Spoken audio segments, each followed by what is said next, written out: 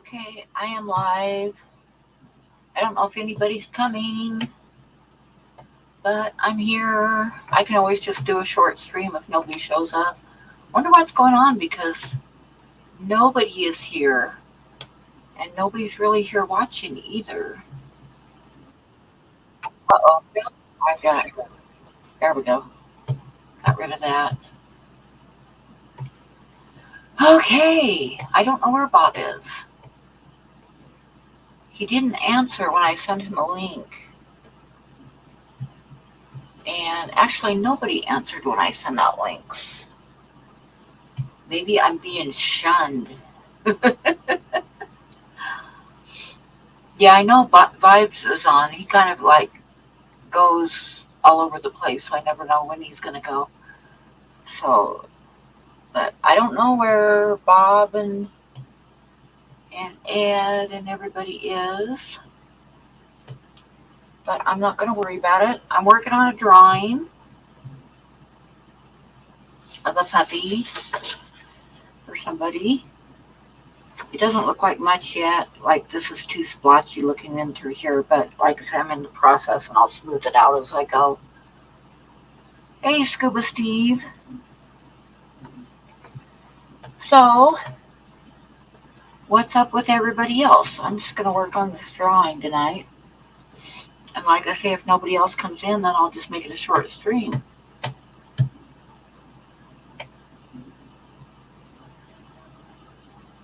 Hey, Steve, our soul taker, Steve. Sandy, hi. Yeah, nobody's here. Oh, no. So you guys might just have to put up with just me tonight. I could check and see on Facebook if anybody answered me. Ed will usually tell me if he's not going to make it in, but I haven't heard from him either. I wonder if Ed and Bob went somewhere together to a reptile show or something. I don't know. Well, I'm going to go like that, and I'll check real quick and see if I have any messages from anybody saying they aren't coming in. And nope, I don't. I don't have any messages from anybody. Huh. Looks like Ed hasn't even seen it. It's no red. And it looks like Bob saw the link but didn't answer or anything. So, and Blackie and Sarah haven't seen it. So they might be busy. So I don't know. But it's okay. It's okay. Hey, Sky Dancer. Hi, Ozo. Amateur Aquatic Addiction. That's a cool name. Hello. Oh, anyway, I'll pull up so I can kind of like sketch away while I'm looking at everybody here. If anybody wants to come up, the link is up at the top. I could tell stories while I'm drawing, but I don't have any subject to get me going on that. To remind me of a story. Oh. I don't really like this whole area here. It's too splotchy looking. I think what I'm going to have to do is kind of lighten up the dark a little bit so that there's not as much contrast. Kind of gray it down a little bit where it blends a little bit easier.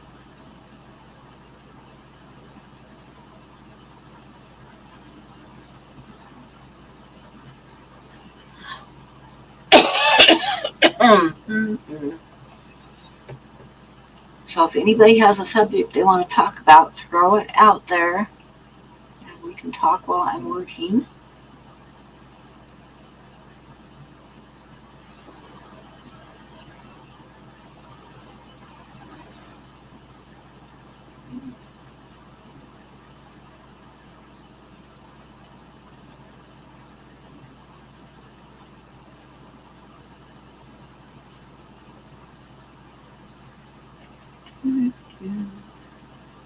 Bigfoot? How many people in the chat have seen a Bigfoot or a Sasquatch?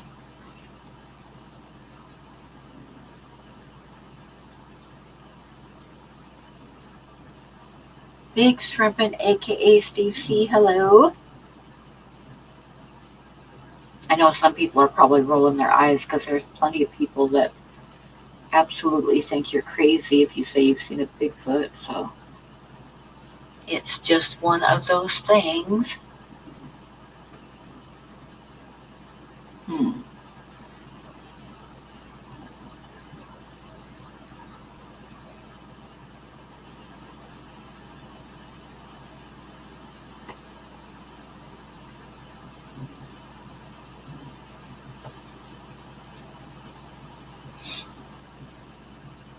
Your dad saw tracks in the mountains. He was a trapper. My dad told me one time that he went up to, he was up on Mount Rainier and he found a cave and he was exploring the cave. And hi, George. And he started hearing footsteps behind him when he was going through the cave. And he said he couldn't turn around and go back out the same way he came in because there was something behind him. And he ended up finding like a hole in the ceiling with a rope dropping down to the, to the inside of the cave, and he ended up climbing up that to get out of there. And I think it scared him pretty bad, but that's the only one he told me about. But I think that there was other times that he saw him because of just the way things were when I was growing up. He used to, we lived outside of Rainier, Oregon, up in the mountains. And he had hurt himself at a job that he had. He hurt his back and couldn't really do anything for almost a year. And had 4 kids. There was 4 of us. So he would go out in the woods because we lived way out in the hills. And he poached a lot of deer to feed us, which I know some people would frown at that too, but that's life sometimes. But he spent a lot of time out in the forest, and he loved fishing too. He had all kinds of fishing poles and stuff, and loved being out. And we'd go out camping and go out on picnics and stuff.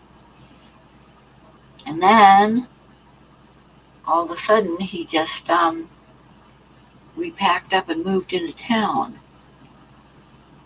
and he never went hunting again, and he never went fishing again. He had all these fishing poles out in the garage hung up on this big rack, and he never went. And we never went out in the forest again. He would go to eastern Oregon to the desert and hunt arrowheads. He got into arrowhead hunting then, and he would hunt arrowheads along the river, but he got himself a boat, and he wouldn't walk through the woods at all. He would go by the, pull up in the boat and hunt along the bank and then leave by boat. He just flat quit going out in the woods at all. Hey, Lefty, how are you? So I think that something happened that scared him, but by the time that I started believing in the possibility, he was gone already, so I never really had a chance to ask him about it. It was just my thinking about it as I've gotten older and wondered what exactly happened, but I'll never know for sure. All I know is that all of a sudden he just was not going in the woods anymore.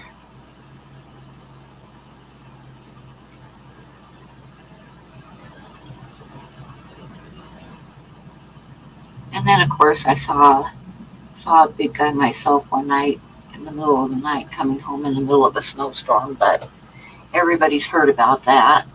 And some people think I'm crazy, so I just don't talk about it that much. But it is what it is.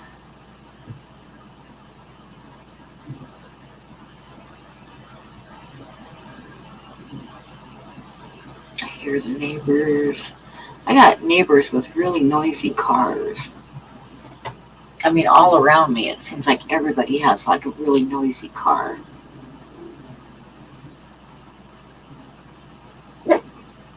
Yeah, Star, I hear them too, one of the neighbors.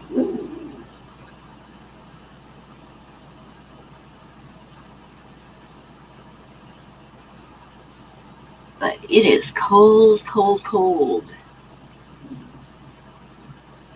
Yeah, I saw one. I used to work in Cheyenne, and I worked at the deli at a big grocery store, King Supers in Cheyenne. And I would get off work about 11 o'clock and then had to drive over the mountain pass to get home here in Laramie.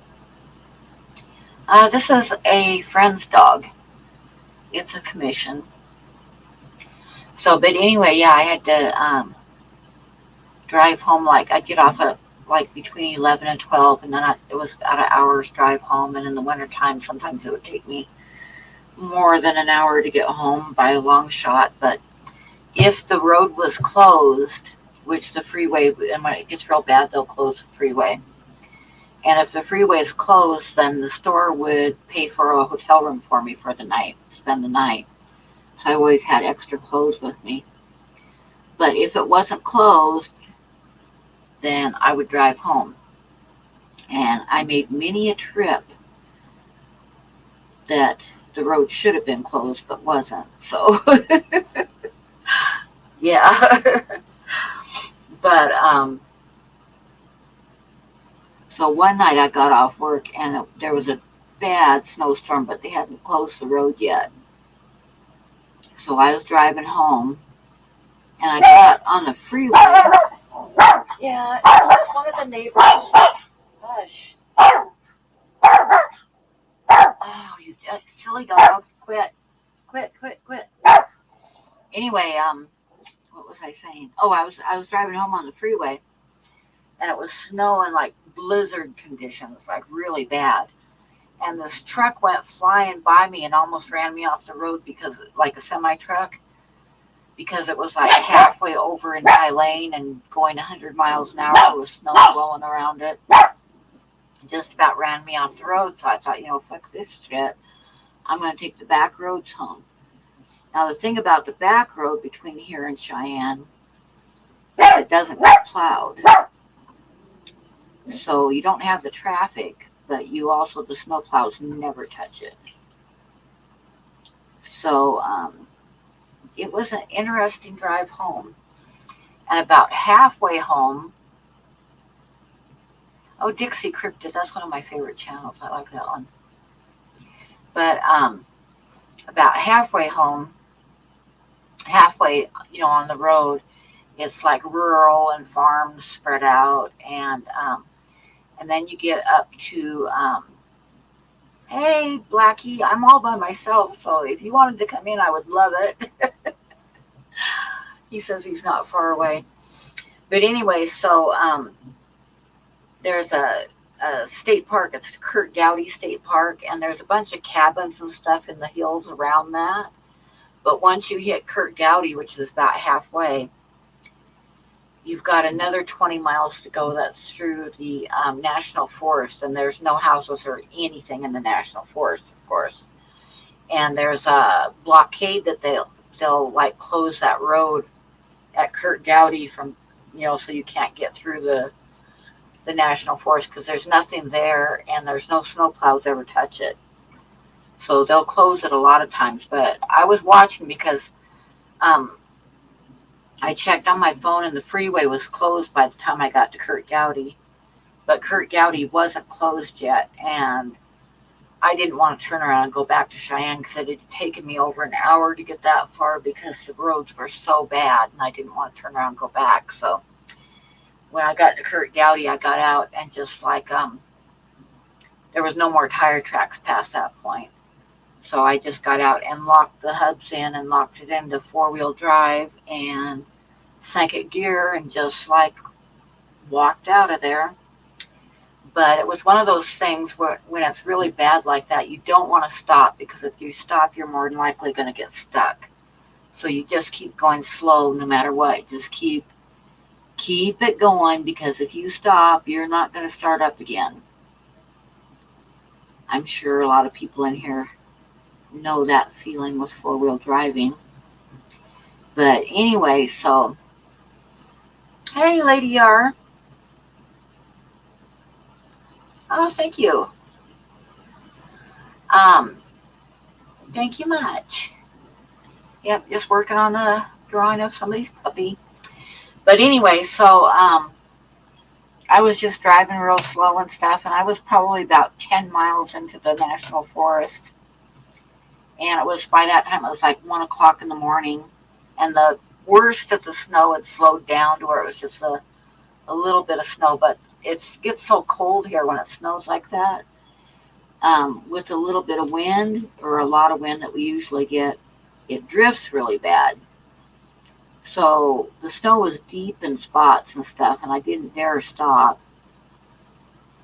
But, at least I could see, because it had slowed down enough to where I could see out the windshield without it looking like I was, driving through on a starship or something. But anyway, so I was driving real slow and watching for drifts and trying to avoid the worst of the drifts. And I was kind of coming around a corner and downhill at the same time, where my headlights kind of lit up the road down at the bottom of the hill in front of me. And there was this big thing standing in the middle of the road down there. It had its back to me, and it was probably about 8 feet tall and kind of a gray color. And like I say, it had its back towards me, but it was definitely there. And it was not a bear. I had somebody say, oh, it must have been a bear. But I'll tell you what, I have worked at a bear sanctuary for over a year and drawn many, many, many a bear. And I damn well know what a bear looks like. And this was not a bear. Sorry, guys. It had no neck. It's like its head was like sitting right on top of its shoulders. Really long arms. But anyway, yeah, so that was, I could go on for a while, but I'm sure everybody's heard it before. And a lot of people are sitting there rolling their eyes thinking I'm out of my freaking mind, so I'll just shut up now. And what else do we want to talk about? Especially bear butts. Yes, I've drawn more than one bear butt. But I'll tell you right now, I definitely know what a bear looks like.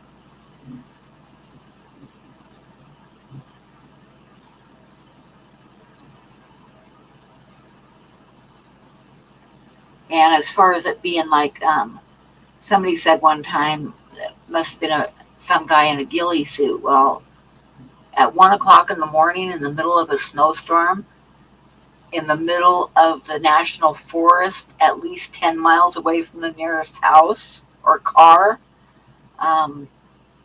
it's always possible. It's always possible. You never know, but I kind of doubt it.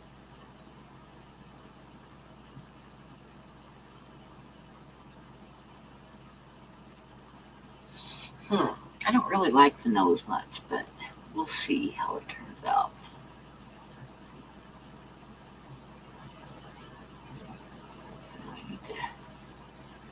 This part of the nose is rather, has lines and wrinkles and stuff in it. The top of the nose, the texture of the nosies.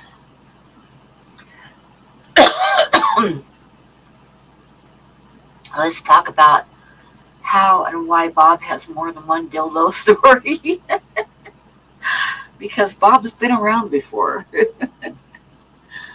Oh, wonder where Bob is. I got a feeling him and Ed must be busy tonight. Hey, Anthony, how are you? If you want to come up, there's a link up at the top. Right now, I'm just here all by my lonesome. Nobody here. Saturday night and I ain't got nobody.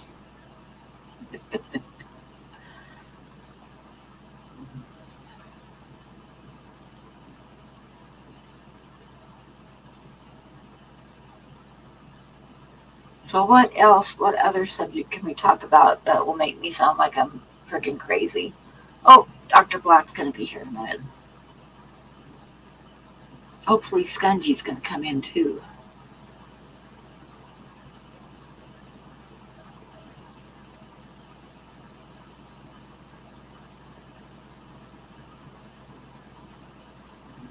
I need a little bit more space from there to there, I think. So thinking that I need to go down a little bit here. I talk to myself while I draw, so we'll just have to ignore that. Oh, I see Blackie. Hello. You've come to rescue me from boring everybody to death. I've been doing this really bizarre thing that I haven't done a lot of lately. Fish tank maintenance. Oh my gosh. Yes, it's not a habit I've been engaged in a lot of lately. G'day, Anthony, and everyone else. Huawei, Sky, Mike. Yeah, I caught some freshwater prawns in my creek the other day. So. Oh, nice. So, I put them in the stagnant water of my 3x2x2 tank. How big are they? One's only like an inch long and the other one's about 2.5 inches long. Okay. I used to catch them when I was a kid. I'd catch these little shrimp things down at the river, and they'd be like in the moss on the side of the docks where the moss would be on the logs. Yeah, right. But they were real tiny, like maybe only 1/4 of an inch and white. So, but they were definitely some kind of a little tiny miniature little shrimp thing. Yeah, these guys are actually prawns. They're called long arm freshwater prawns because they've got nice long front arms with their nippers on. Nice. Very cool. I used to have some in the big tank behind me that way. But yeah, when I put big cichlids in there, they disappeared quite rapidly. G'day, amateur aquatic addiction. Oh, I bet, yeah. Yeah, which was a shame because they're definitely one of my favourite things that I've had in a fish tank. So it's awesome to have some back. 2, only got 2. Well, you caught them in the creek right by your house? Yeah. You probably can catch some more if you keep checking once in a while. Yeah, well, it was like the first time I put my net down there in the creek, I caught a bunch of mosquito fish, or gambusia, if you will. And then the second time I went down there, I caught some spotted gudgeons, just 3 of them, which was pretty interesting because it was only in there for about 15 minutes. And then I decided to leave the bait trap in the creek overnight. So I was kind of expecting to go back down the next day and find it completely full of mosquito fish. But I just had 2 prawns and 3 more gudgeons in there. So that was interesting. But yeah, and my bait, bait. You know, you have a little bag inside the trap that you fill up with bait, and it was completely empty. So something had a feeding frenzy in there and then potentially got out. Yeah, I noticed that too, Huawei. I thought it was a callback to last week or the week before. In the creek.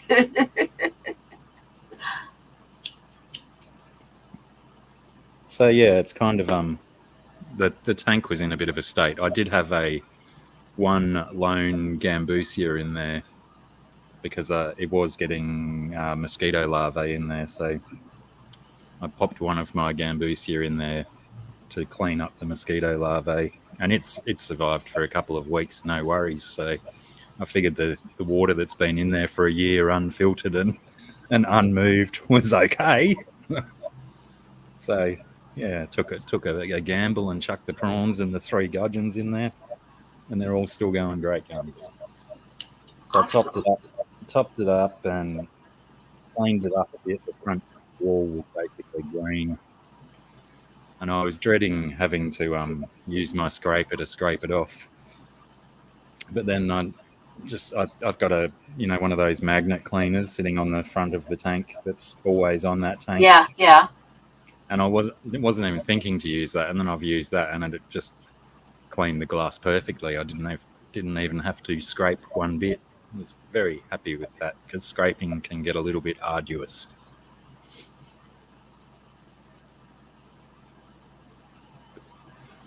So yeah, now I've got to finish tidying up the filter and put the filter back on there.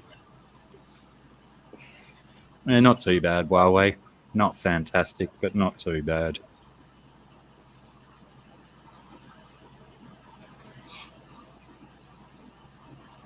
So what is Scungy up to?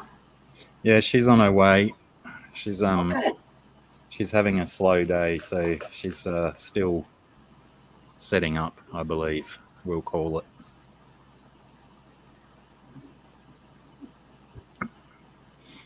Where's the other fellas? Not coming today? I haven't heard nothing from him. Usually Ed will tell me what, if he's not coming. But, and same thing with Bob, but I actually haven't heard anything from either one of them.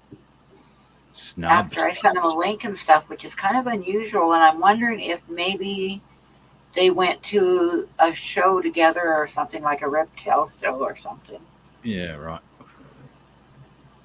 Because I have not heard anything from either one of them, which is kind of odd.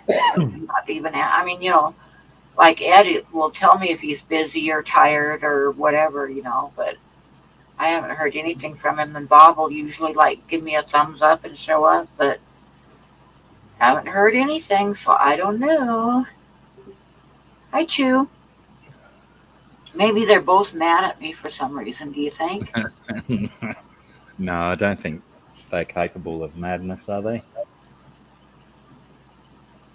Are they? I don't know. They could be. I'm not sure if I've ever seen either of them mad. I could probably see it a little bit in Bob, the potential for it. Yeah, Bob's been mad at me before. But yeah, I don't know if Ed's got a mad bone in his body. Yeah, that's true. But like I say, usually if he's going to be busy on someone else's stream or, busy doing something else, or, he's got something to do with his folks or whatever, he'll let me know. But I haven't heard nothing from him. So that's why I'm kind of wondering if they're both gone somewhere. Amateur says Ed was just on a stream with Rico. Oh, okay. So they probably aren't gone, and I don't know. Maybe they both decided to ignore me. Oh, well, their loss.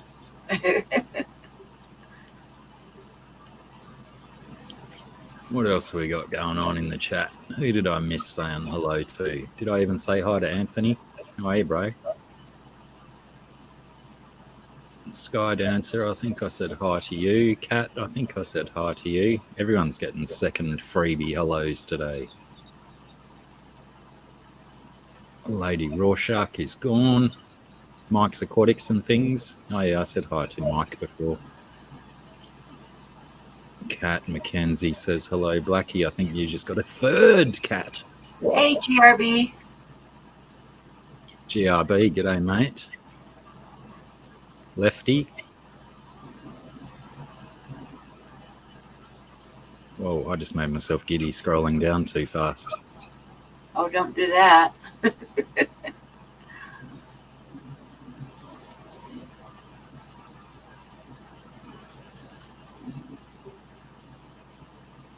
Lefty thinks Ed might have went to bed early, so he's texted him to make sure he's okay. Good looking out, Lefty. C23, how are you, bro? Yeah, he might have just gotten tired.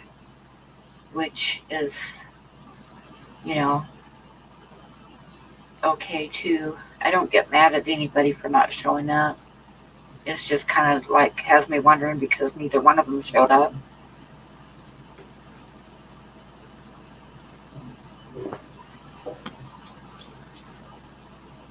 What time is it where Bob and Ed are? Let's see, it's 9:31 here, so it would be 11:31 there. Yeah, maybe Bob had a busy day and got all tuckered out and had a snooze. Yeah, he's getting old, you know. Yeah, it happens to us all. Oh. I'm wasting my insults with him not being here. Dang it. You won't? No, wasting your insults. Yeah. You can try Check and that tie. you can rearrange them and use them on me if you like. I've got fixed them. Hey Dan, how's it going, mate? Daniel, hello.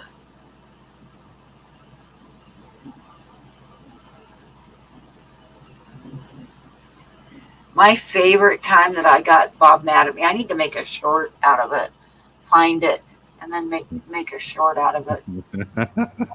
Was one time when I don't know if I told you this before or not, but it was really funny. I'd been like holding on to this and just waiting all week long to do this to him, but I started my stream and I told him that I was like really kind of upset and worried earlier during the day because I was taking a shower and found a lump on the side of my breast. And, you know, of course, Bob, you know, he's like, you better get your butt to a doctor and da da da da da, you know. I said, oh, it's okay. I said, I like double checked and realized it was my knee. Your knee? Yeah. Shit. Oh, Bob actually kind of got a little bit pissed at me.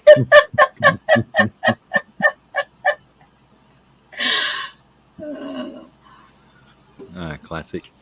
Yeah, it was one of my favorites. There was actually quite a few people in the chat that were mad at me too.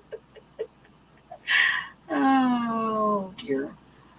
Amateur Aquatic Addiction says, I've just discovered Blackie's channel and have been doing a bit of a replay binging. Team 6 for the win. Very cool, very cool. Nice one. Don't forget to drop comments if you're in replay Team 6. And thanks for finding my channel, AAA.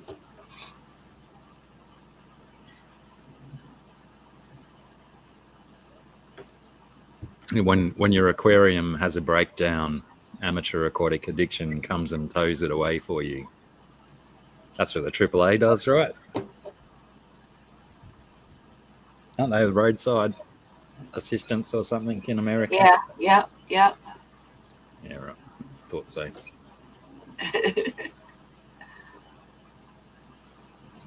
Yeah, I was that absorbed in cleaning the fish tank and setting that up again. That yeah, I didn't see the clock at all, so I was a wee bit late. Yeah, the reason that tank was down was because one of my homemade filters, which videos on my channel, had overflowed and soaked all of the electrical equipment and everything. Oh, that's not good. Yeah, two fish tanks were running off all of that power, and yeah, they got shut down and then sat idle and filthy for about 12 months. So yeah, now maybe that'll motivate me to do the other one as well, which is supposed to be my Star Wars tank. We'll see. Anyway, this is an art stream, not a fish stream, Michael. Well, we do both.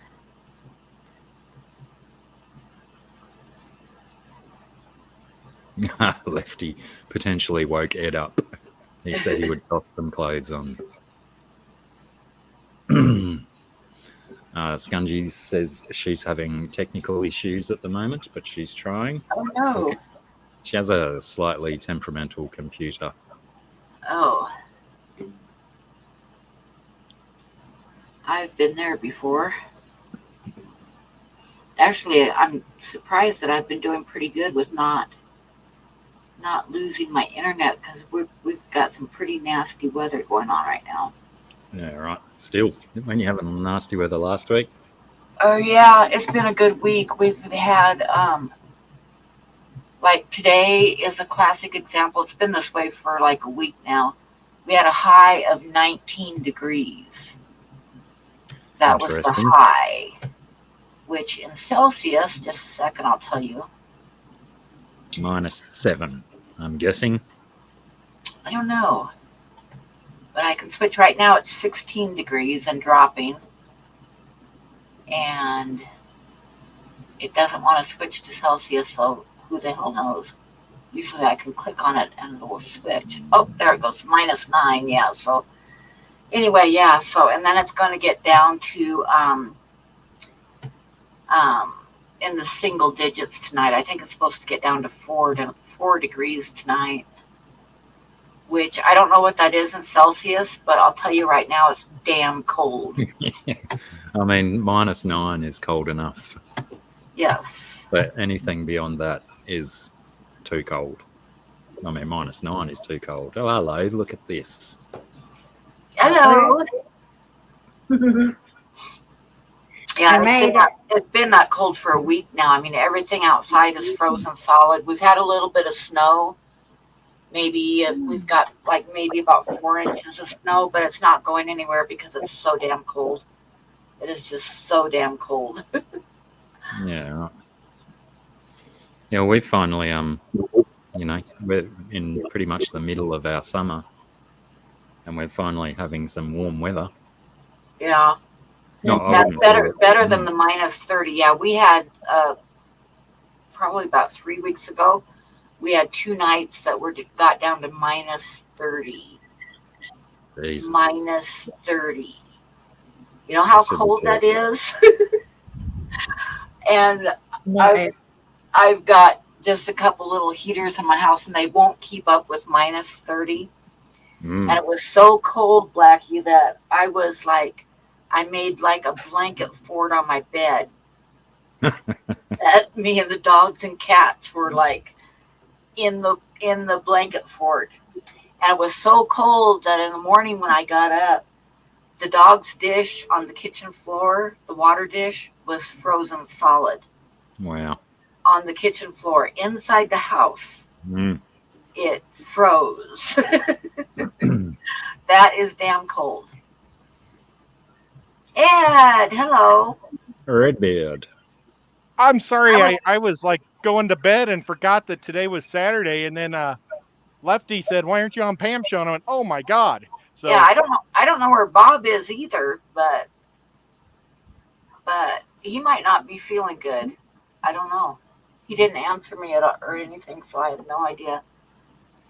I was thinking the same thing, Huawei. Well, it doesn't feel like Saturday here in Tennessee, I guess. That sounds like a country and western song. It doesn't feel like Saturday here in Tennessee. Perfect. Put it on tape. Go. We were just talking about the weather. It's like 16 degrees here right now, and it's going to be in the single digits by morning. Which means that 42 my house here. Is cold. I don't even want to hear it. I would love 42, but no, it's 16. We had a high of like 19 today. So what are you working on, Ed? Well, I'm going to put some lacquer on this Cthulhu sculpture I did a few years ago because I'd really like to make it a little tougher. Oh, I so like it doesn't Cthulhu. Get messed up. Cthulhu's got to be tough. It's just from a block of foam. I made this with my key, my keys from my keychain. Oh, wow. Cool. What a wicked toolkit. Yeah. So I just wanted to make it a little more solid. So I pulled. So are you working on a drawing, Sarah? Not yet.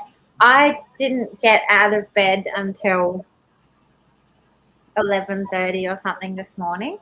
I can relate to So that. everything's been delayed today, and it was only when Mikey messaged me and said it was time, I was like, oh no, is it ready? So, but I do have some shirts here. But That's what I was just going to ask you if you're going to work on some shirts. I'm going to try, but I'm a little bit nervous because it's my son's friend's birthday, and he wants me to make his friend a shirt to give him for his birthday, and I just don't know if I will do that right. You'll make a cool one. Yeah. But, you know, it has to be for a 14-year-old boy. My birthday is tomorrow, or in about 2 hours and 20 minutes. It's going to be my oldest son's birthday. So not Huawei's. Is Huawei your baby son? Is he the youngest? Yeah. It's another thing we've got in common, Huawei. We're the baby.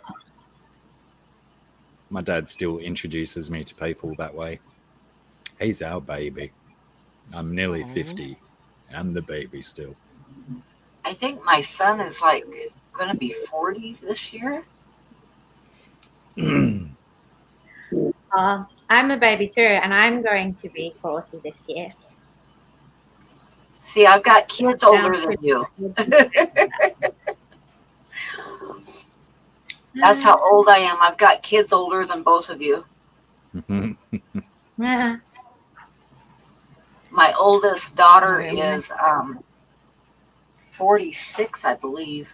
So.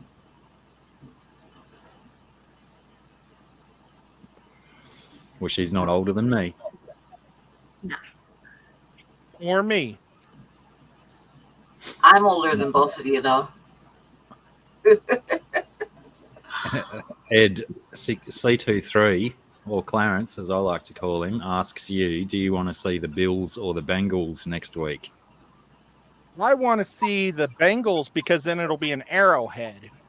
If it's the Bills, it'll be here. Well, not here, but it'll be in Atlanta. And that's only an hour from my house. And so I checked out tickets for my dad and I to go. And it would cost us $400 for the cheap seats. Whoa. So we're like, we'd rather stay at home and eat goodness. prime rib. And we're not going to eat prime rib. But, you know, we're not going to Atlanta. So I'd rather be at home. That's a better experience. $400 for seats to a game?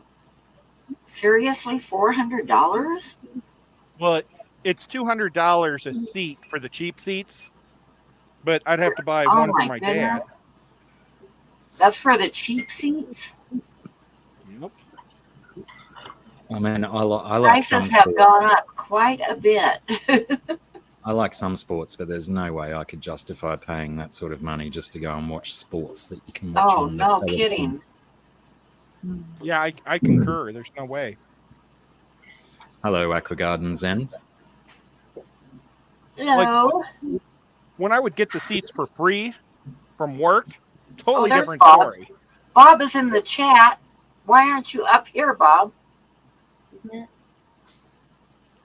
I think his comment says it all. Oh, you know So what? I much don't have talent. any comments on. I have something that says, "Protect your computer with McCaffrey insurance or Antivirus. Yeah, I don't want that. Playoffs are probably more expensive than a regular game, but still, that is really outrageous. Bob says, sorry, watching Junior Miss Pageant. Oh my gosh. I'm not entirely certain whether he's serious or not. Is that like the Little Miss Sunshine pageants? Is that what that was based on?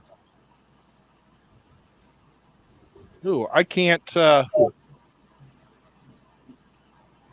No, I didn't realize I'm using a paintbrush I never washed off, and it's got a gold on it. and I'm Ooh. painting gold on my sculpture, Oh, which is well, Is hey, that the gonna be gold a- might look good. I was going to say, will that be a bad or a good thing? I'm just gonna do it. What the hell? Yeah, exactly. Sometimes accidents work out really well. Just dry brush it on.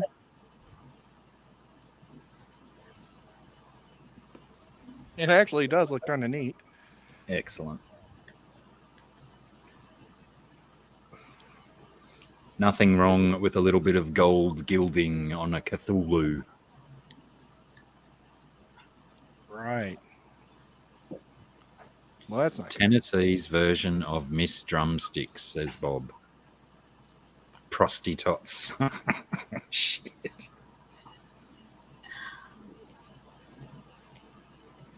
Oh, What song is that me?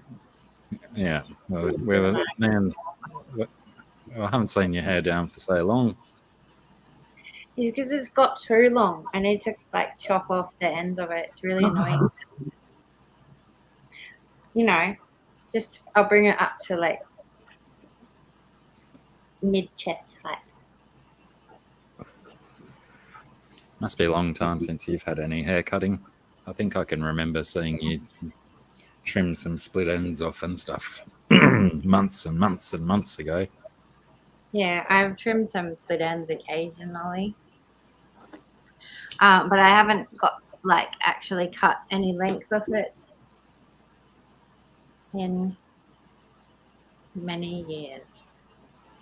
And even then, I think I did the same thing.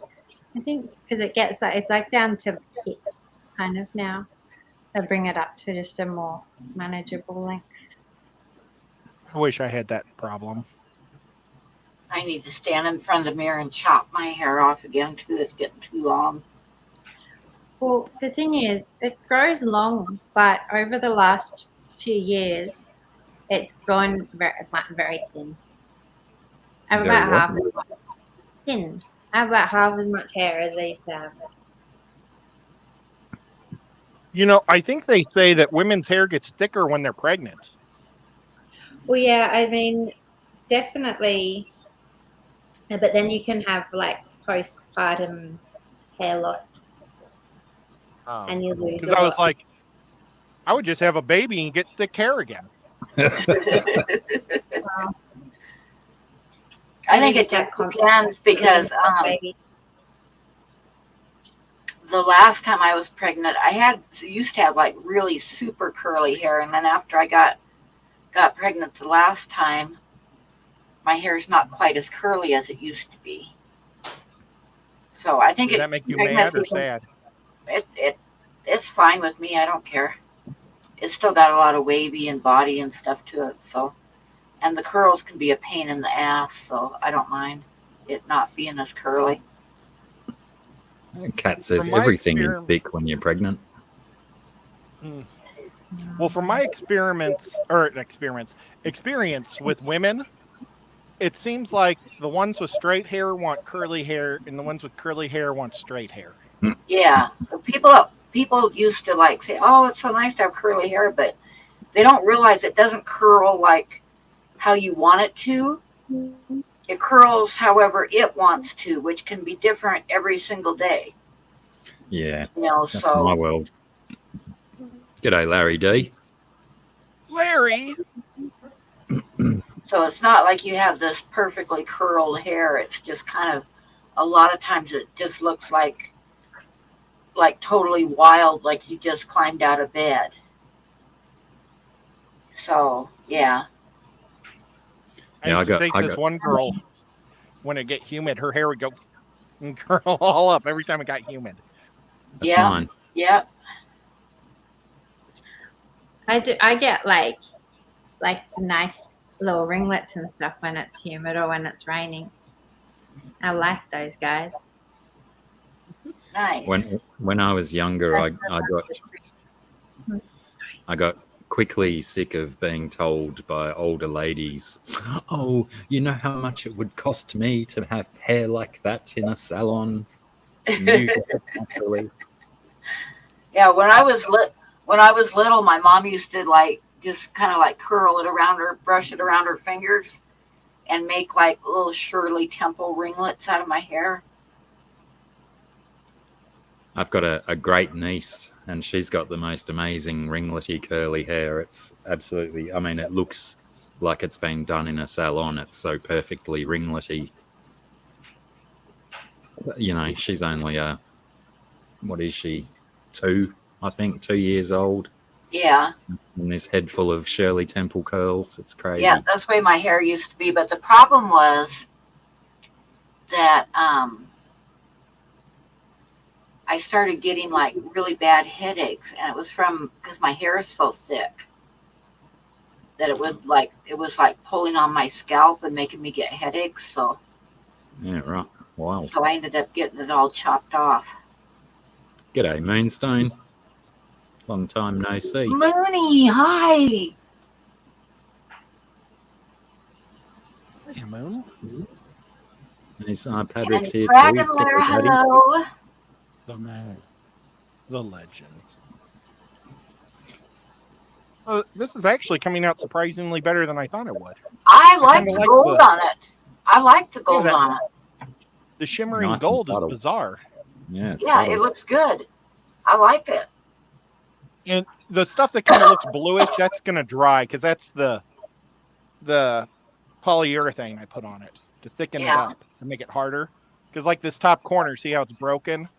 Yeah. And once the polyurethane dries, then I'm going to paint over it again. Because right now, what happens is every time I paint over that green, it's coming up. So it's just driving me nuts. It's just like flaking off. So Oh. I need a thicker coat of something on it I to think strengthen it. not washing your paintbrush was a happy accident, Ed. Yes, I like it.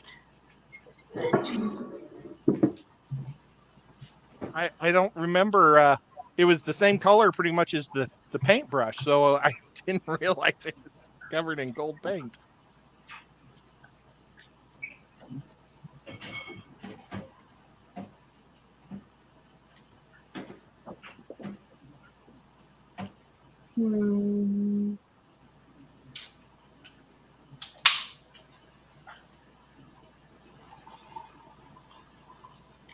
I've lost like a whole bag of pens somewhere. Oh no. Like probably not, but I thought I brought them here, and admittedly, it's very, very cluttered all around me. But like I cannot save them anywhere. I've got like 2 cases for like 2 leather cases that unzip and open up for my colored pencils. Mm-hmm. And one of them I keep my warm colors in, the reds and yellows and browns and stuff. And the other one is for the cool colors, the grays, and blues, and greens. And I can't find my blue one, but I'm sure it's here somewhere. I just got to figure out where I put it. That just sounds like the story of my life. I have so many things and so many, like, just all art and craft supplies. And I always tell myself that I'll organize them properly and keep them in a way where I can always find what I need, but I never do. Yeah, right. Same. I know that one real well. That's always just like looking through everything for where's that? I know I've got that. I put those 6 together in the thing, but where are they? It's a mystery. When I first got my pencil cases to keep my colored pencils in, I like had everything lined up, from dark to light and yellows and into oranges into reds. And now it's just like this whole clusterfuck of colored pencils all over the place. Yeah. But I still do kind of keep the blues and greens separate from the warm colors. Just because I've got too many pencils and I have to keep them separate. I have like some things that I managed to keep together, but it's just like, where are those things? I guess because I have so many things, So Yeah. I'm like, I've got all of those things are there, and all of those things are kind of together, and but then they're all mixed up somewhere. I did go through, and I found a few good bits and pieces the other day going through and tried to sort some stuff because I'm wanting to make some jewelry at the moment as well, because I've been going and doing lots of walks down to the creek and walking the creek, and we happen to live in a really good area for finding just some crystals, nothing too Oh, nice. Very nice. valuable, but just nice stones and rocks and things. And so I'm wanting to make some stuff, a few things that I want to wear, and maybe I'll do some extra for when I get to the market, to have some with just bone, and I want to make some beads out of timber and collect some stones from the creek and stuff like that. So I've been going through my boxes trying to pull out what I've got so I can start making. We'll see. But hang on, that's right. I lost my pens. That's what I was saying. I keep drawing this out, and then I remember that I've lost my pens, and I don't know where they are. I swear I brought them here. Huawei says he has the shirt that I'm wearing. Wherever did you get it, Huawei? Did you get it in black as well, Huawei? Black's the best, but I don't know how many variety. I didn't give anyone very much choice with those ones. I might have let some greys and stuff through. Amateur Aquatic Addiction says, gee, I wish my freezer was under my fridge. So much more practical. I assume you're talking about my fridge that I just attended. Mine's just like that. That's how I do it. Mine's It's so much more sensible. Unless you're only 4 feet tall and you can't reach the fridge top shelf. Like Pam. Well, yeah, but see, I used to find it really inconvenient because when I had little children, they could sneak in and sneak ice creams out of the freezer. Whereas if the freezer had been up high, I could have hidden them away. But no, the freezer is the access. So I thought it was inconvenient. But We'll see you when you come back. I was raised like that. Oh, is Lefty there? But he's disappearing for a wee bit and possibly will come back. He said he was making a video.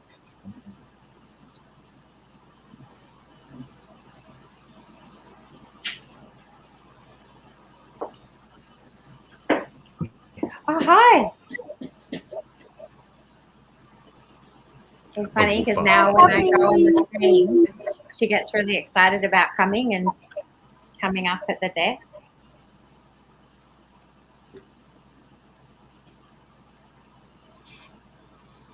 I think it's because I normally wouldn't let her, but she knows when I'm doing this that I do let her.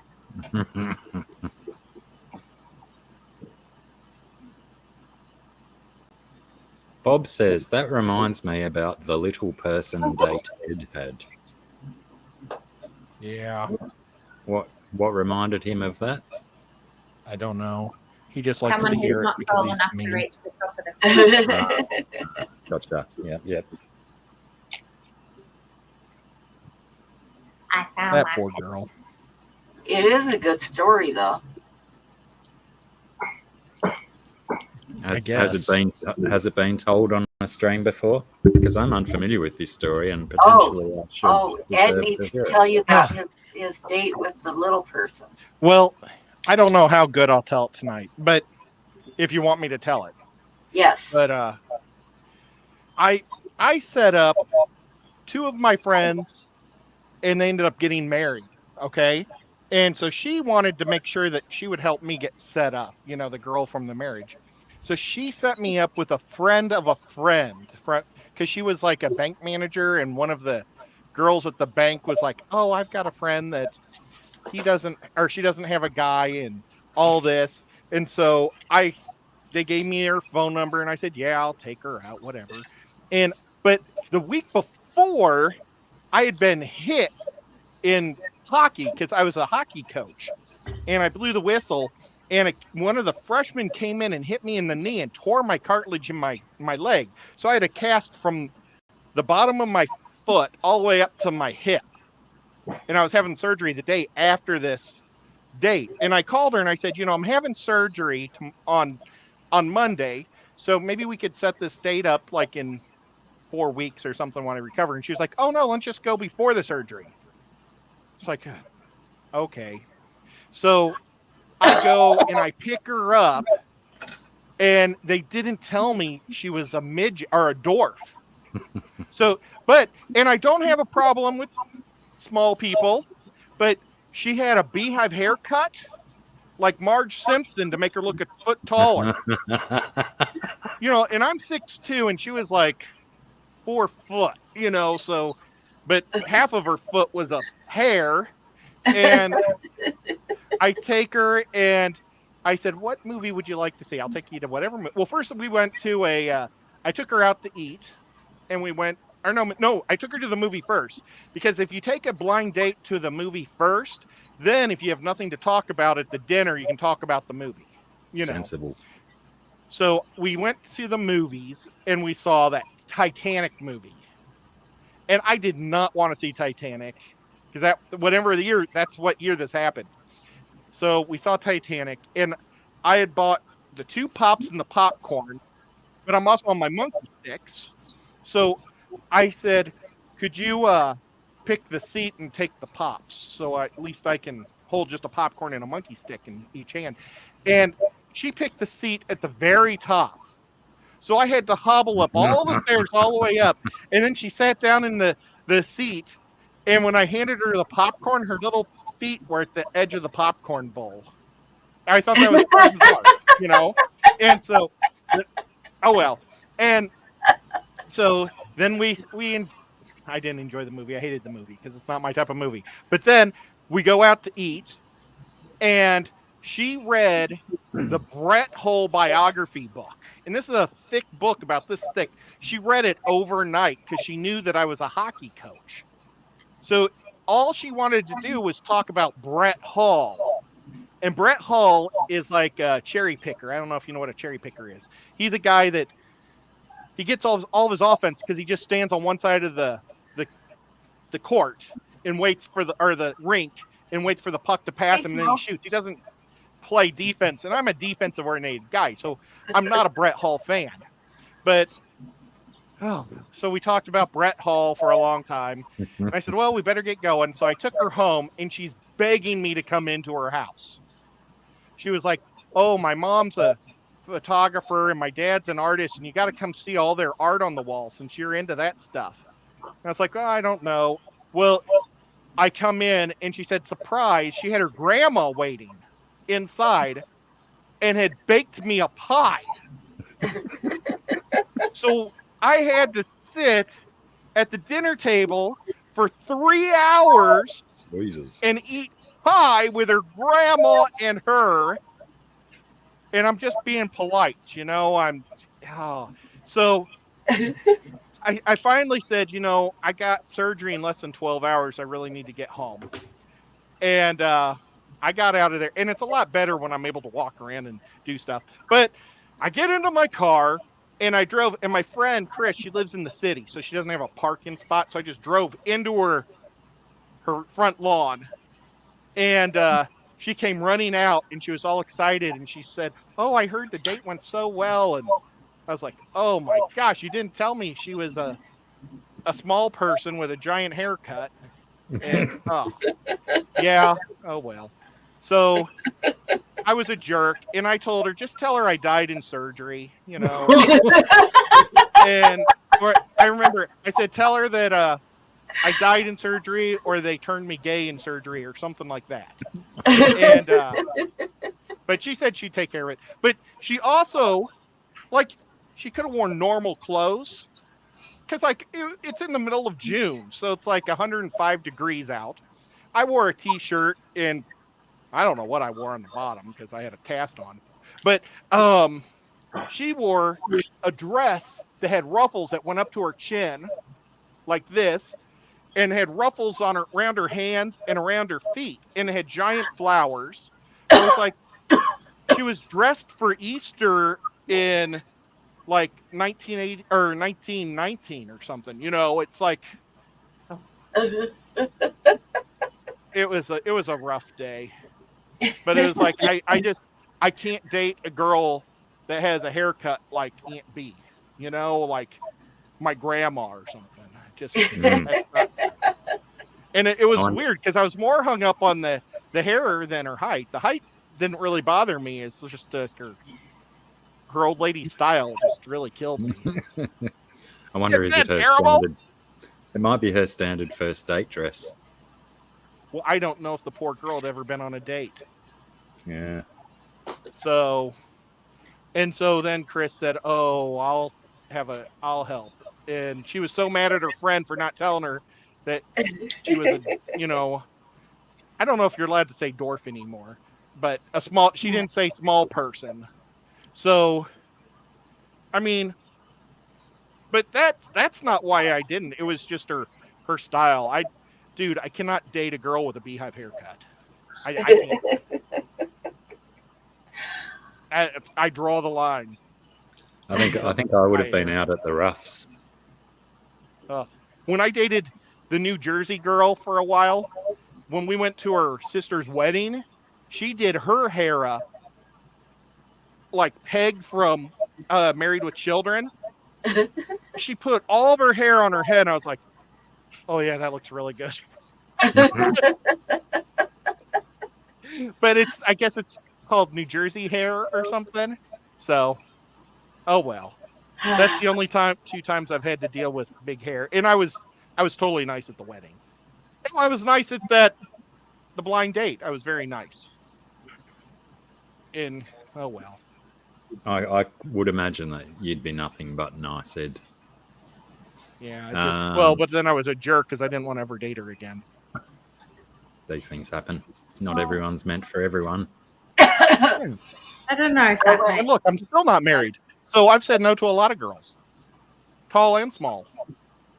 I kind of went on a blind date once when I was lived in Baker, Oregon, which is cowboy country.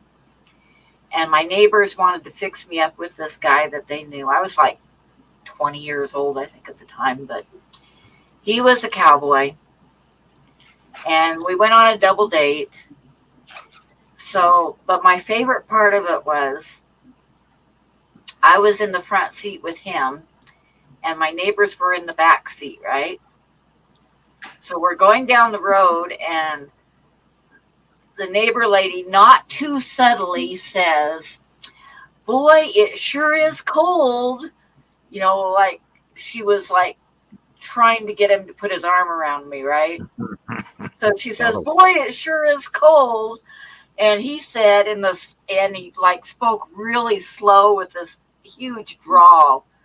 And I'll never forget it. He says, "Well, I guess I'll turn the heat up." I wasn't very good ever at taking subtle hints like that myself, so I can't say anything. I'm not going to say anything. Let me chuck some more hellos out. Only Oscars, hello. DD, hello. Joan! Again. Ozzo, I don't think I said hello to you, Ozzo, yet, even though you've been here for a while. Vigilum, hello to you. Vigilum. Is Trash Cat here? She was here at the beginning, but I don't know if she's still here or not. She said hi before the stream started up. That's this color, but actually it's this color. But she is probably over modding on King Frostmare's stream. Thank you, but I lost that now. I have yet to see one of these King Frost things. But those thick, bright colors don't work. Vinoxky, how are you, dude? Vinoxky. Pardon me. Oh, is it down? I know. It wasn't up last night. It kind of surprised me. It's still down. I wonder when he's going to start up another one. But here's my drawing so far, guys. I'm working on it. Woofa. That's awesome. Nice. Well, I need to see that King Frostmare. Cheppy got me addicted to the scary stories. And I listen to a lot of these creepy pasta people and stuff, and that's pretty good.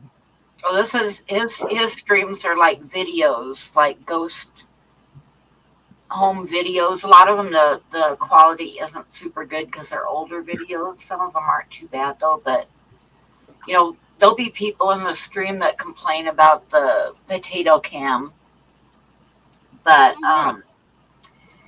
but the way that I look at it is, I lived in a haunted house for a while, and to even get anything on film to me is amazing, because you can't like walk around with a camera going 24 hours a day waiting for something to happen. So I don't give a crap if it's like poor quality film or not. If they caught something, I think they're doing really good. And poor quality adds to the scariness, actually. Yeah, exactly. Yeah, That's why Blair Witch and Paranormal Activity worked so well as films.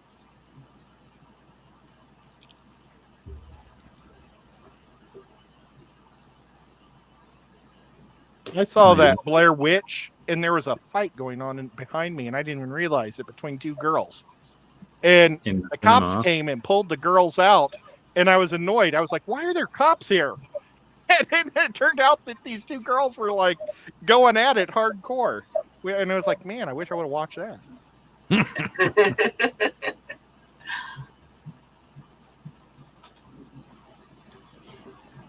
Apparently, the one girl was on a date with the other girl's boyfriend.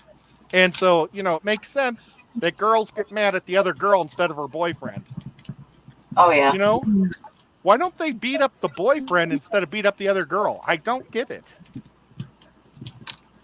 Or both. Unless the girl's her best friend. Or was her best friend.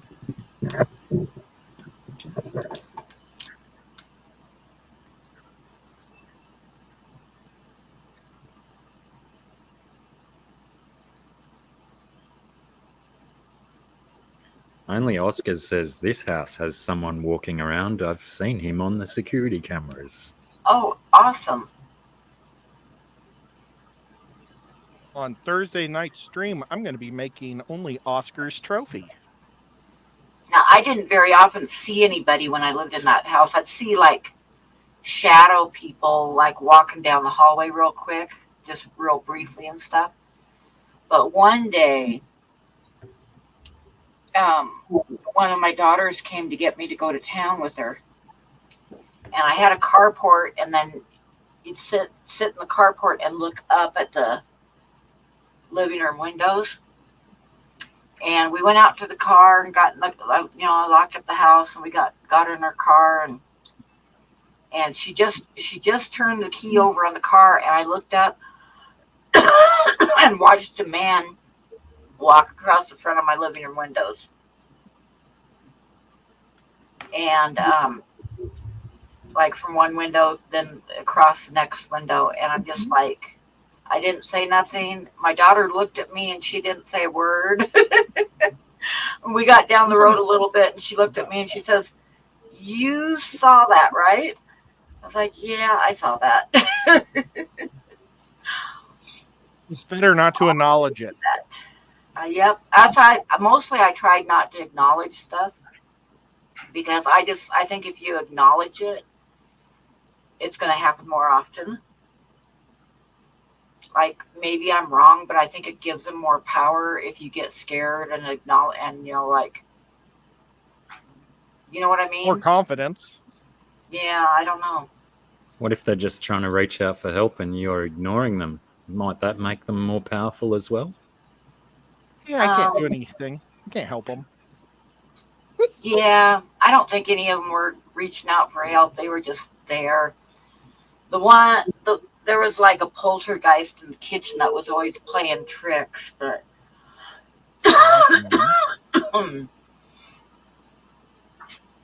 and it would piss me off sometimes because it was always moving stuff. But there again, like I say, I admire anybody that gets that stuff on camera, because I would never even have thought of it. I know, like I was in the living room next to the kitchen, I was talking to Tucker, my son, and he nudged me on the arm and pointed at the kitchen table.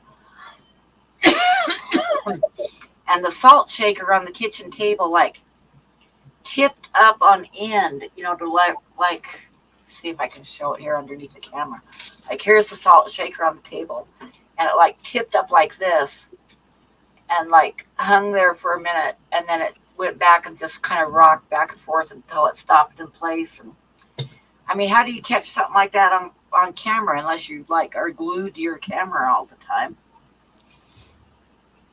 Well, I played a game of Yahtzee with my mom and dad, and it was either Farkle or Yahtzee. But, oh no, it was Deers in the Headlight. And you have 3 dice and you roll them. And everybody rolled the exact same combination 2 times all the way around the table.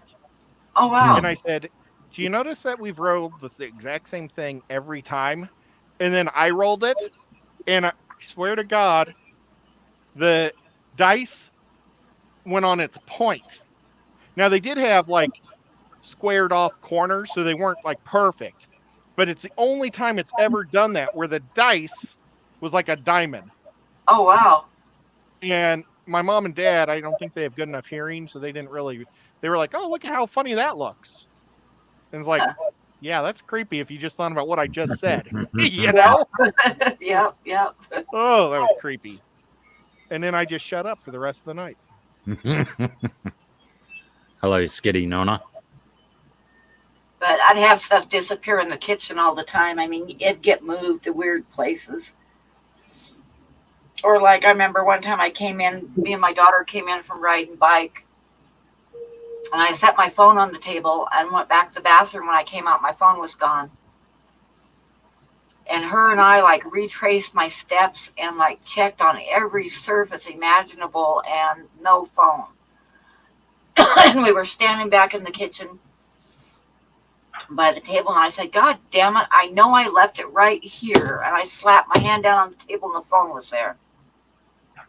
And I was like, the phone wasn't there. Honest to God, the phone was not there.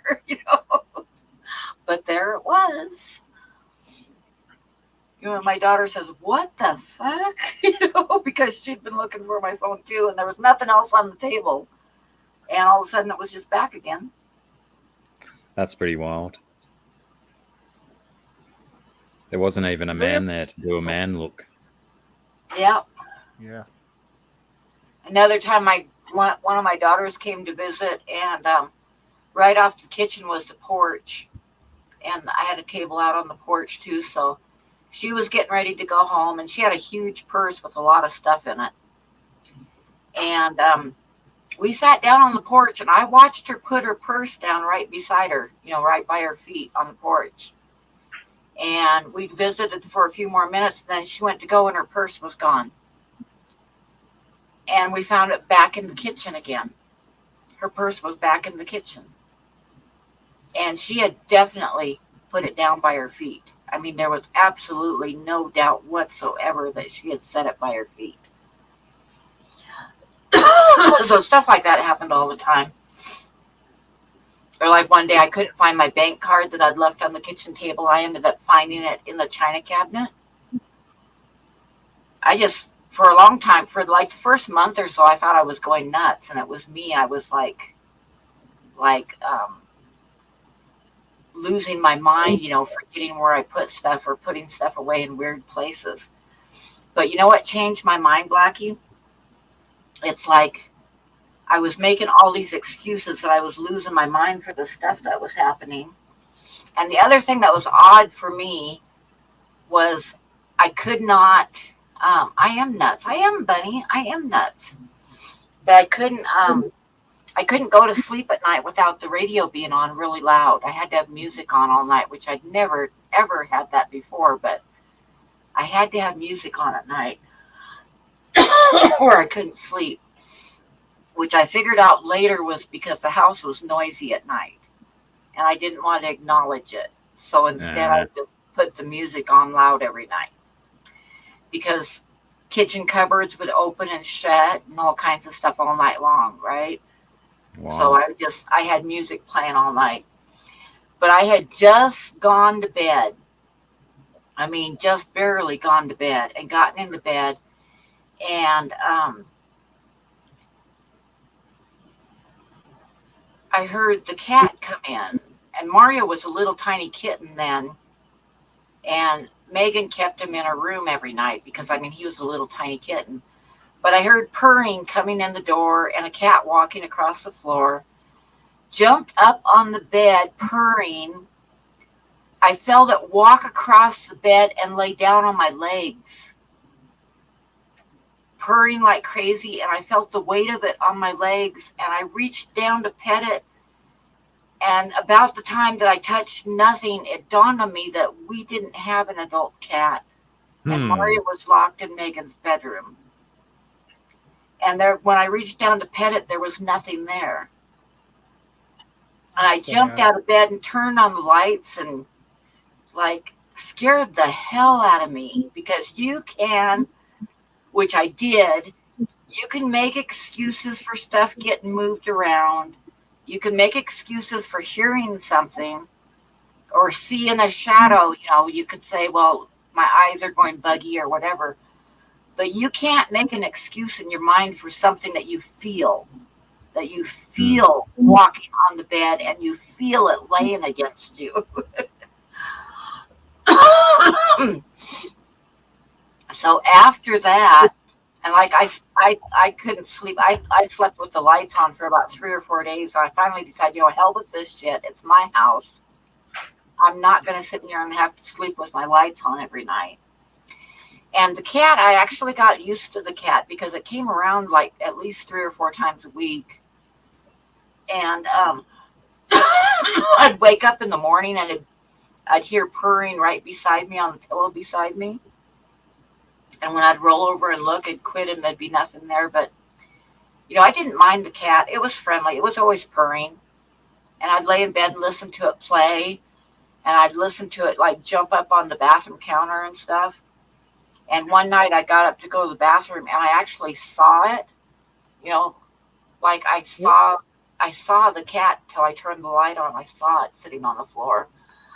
But anyway, once I acknowledged the cat, then everything else started to like register with me that was happening. You know what I mean? Like stuff that I like passed off as me being crazy, all of a sudden started like registering in my mind that the stuff was really happening. You know? Then my son came and stayed with me for a while, and he didn't want the radio on. So I had to turn the radio off at night. And then he was sleeping in the living room, which the living room couch, the hide-a-bed, the back of it faced the kitchen. It was kind of like a room divider, the couch. And he did not like sleeping there. He told me that it was extremely noisy in the kitchen at night, and he did not like it at all. That's what he gets for turning off the radio. That's it, yeah. So we got 2 Sarahs with no H in here. That's wild. Is Sarah Sieber here? Sketty Nona, I think, is a Sarah with no H as well. Oh. Based on people saying hi. So have any of you guys ever lived in a house that stuff happened in? Supposedly, I lived in a house in Sydney a long time ago with some friends of mine when we first moved down to Sydney, and we lived in this very, very old house. And my housemates had some stories, but I didn't experience any of it. Like the 2 of the fellas used to work night shifts, and one of the fellas, when he came home from work in the middle of the night, said someone followed him down the hall, and he could hear their footsteps coming behind him, and he could feel their presence, and then they put their hand on his shoulder. When he turned around to see what was there or who was there, no one was there. That happened to Tucker, my son. He got up to go to the bathroom, and he was walking down the hallway, and something grabbed him from behind, grabbed his shoulder. And being grabbed while I'm going to the bathroom. But he screamed like a bitch and whipped around ready to fight, but there was nobody there. Yeah, you've got to imagine if it is a spirit, that's just a spirit trying to get your attention, not necessarily up to dodgy stuff. I don't know. Anybody that watches you when you're going to the bathroom isn't cool in my book. Yeah. Especially cat- if they didn't ask first. The ghost cat would be in my bedroom or in the bathroom that was hooked onto my bedroom, or in the room off to the side of the bedroom that I used for a computer room. And when my son was there, he was having trouble with his computer, so he had a friend that was a complete computer geek, and he came over to help Tucker with his computer. His name was Nick. And Nick was back in the computer room, and Tucker and I were sitting at the kitchen table, and all of a sudden Nick just let out this blood-curdling scream, and we went running back to see what the hell. And he had been working on the computer, and he heard a cat purring and started rubbing up against his leg, where he could feel the whole body and the tail and everything. And he reached down to pet it, and there was nothing there. And he screamed like a girl. And I was like, oh, I forgot to tell you about the cat. Oh.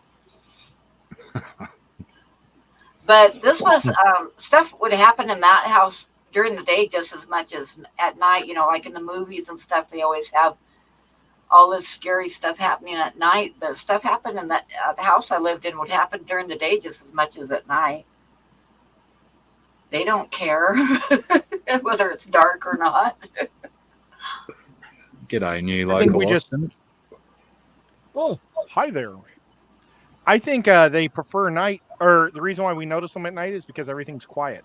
Yeah, that's probably it. Yep.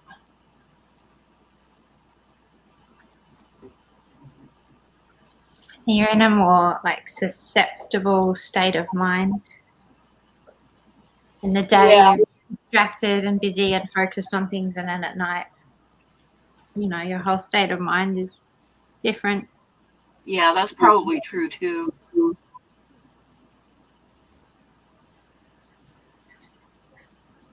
Yeah. I know that when I was younger, I have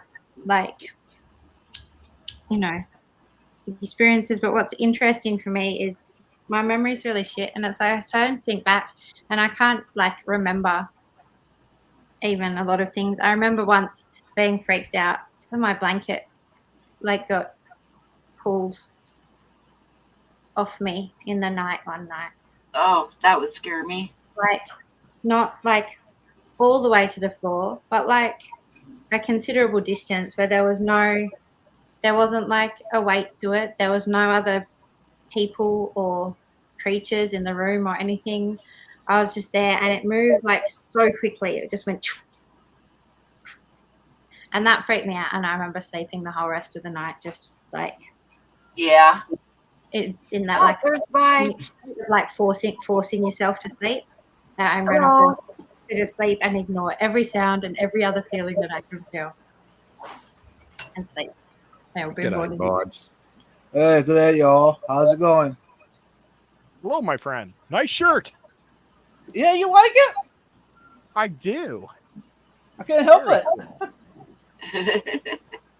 I keep telling myself I need to buy myself another one because I've only taken one for myself, Right. and I need to just break down, take another one out of a bag and keep it. So I have two. Right. Are they your shirts, Ed? Do you make them? Yeah. So, but I try not to keep all the stuff. I also have the hats. I do the Tennessee Mafia hats too. I need a hat. Well, go to the Clash and I'll have the hats. I think I have 17 left right now. Seems Only like that always are buy really those. popular. And I'll be in Dallas. Oh, that's Okay. not until till November. No, it's in May. Okay, that wasn't the May one, so I'll be there, and I'll have my shirts and hats there too. Okay. Yee! Yep. It's a whole lot easier than trying to figure out how to do a website and then Aquashella lets me have a table to put stuff on for free, so it's nice too. So Right. except I don't have anybody I take to run it. Like Primetime, his wife does that because he's on the staff too. So it's kind of cool. Bob says Ed weaves the hats from bamboo. Bob's on fire tonight with the comedy. Bob's a man. Bob and I are going to Atlanta sometime next month for a steampunk show. Nice. A steampunk pet show. Steampunk pet show. I think it's the 20th maybe of February, something like that. Yeah, it seems Actually, you can't go to conventions these days without half of the participants being dressed up in some kind of costumery. Yeah. I guess that's the one thing the fish shows don't do is people don't really dress up like fish. We had the one Aquashella on Halloween when everybody did.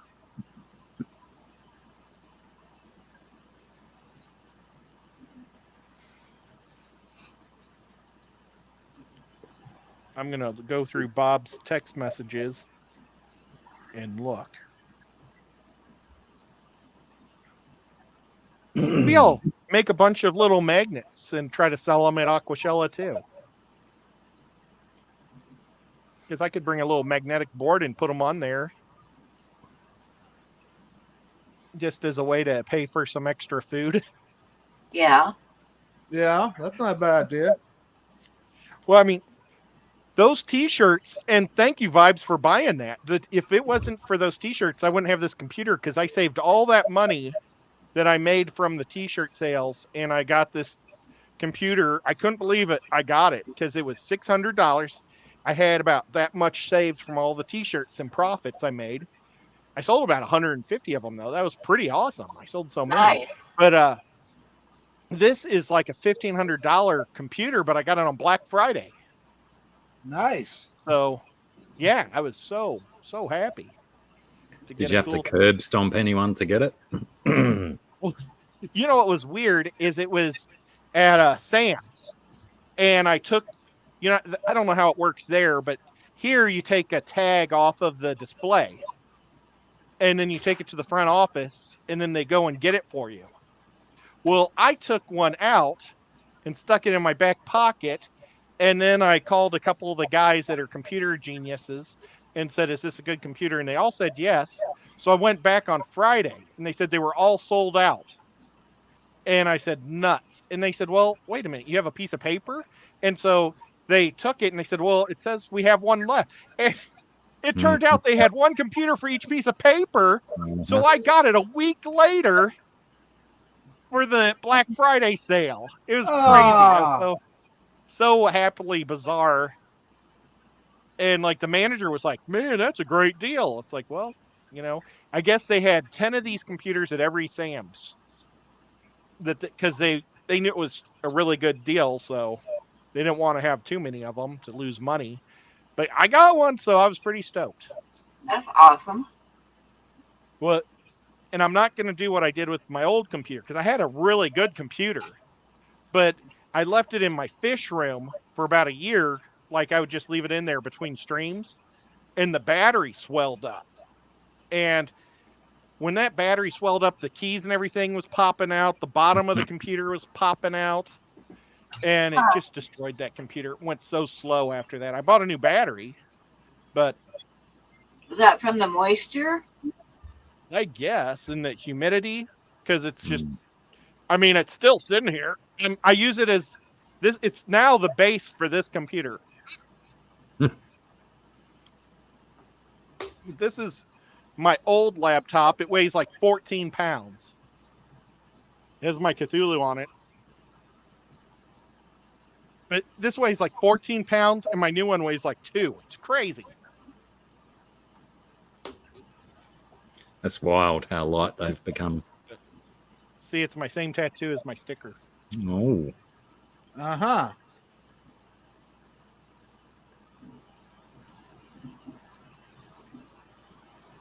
So what's the weather like in Texas, Vibes? It was kind of chilly today. 60? What's chilly? 60? Ha! I know. Yeah, I think it was 60s here. It was 19 here for a high. Oh. And it's going to get down to about 4 or 5 degrees tonight. So I don't want to hear about chilly and being 60 degrees. I mean, for God's sake, you know? Tomorrow's going to be cold all day long. It's going to be storming and 45 degrees.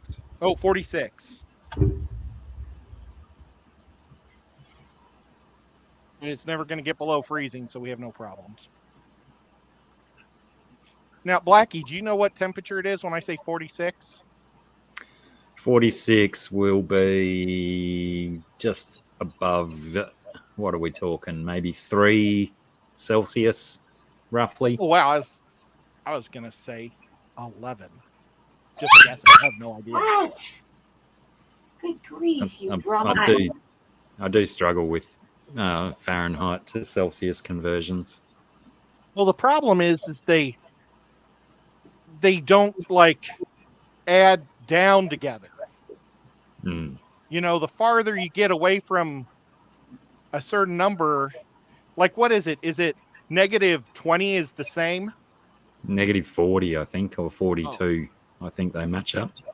Okay. So it's like it's a weird flux. Yeah. Let's see. I'm going to find out. I did hear someone explain it quite well the other day, and saying why Fahrenheit is such a good system is because when it's 0 in Fahrenheit, it's too cold, and then when it's 100, it's hot enough, and you don't need to go any higher than that. You know, 0 to 100, it's a decent system. It's all what you're growing up on. But if it's 45 Celsius, it's 113 degrees here. That's I went too the hot. wrong direction, but I said, what is 45 degrees Celsius? And then changed it to Fahrenheit. And I meant to say the other way. Oh, here. Fahrenheit. And Huawei has confirmed it's minus 40, where they're the same, Okay. which is too cold.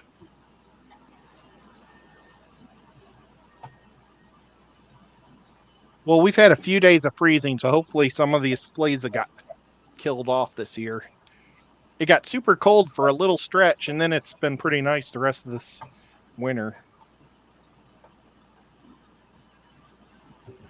Yeah, pretty happy my dog hasn't got fleas this summer so far, because that medication's expensive.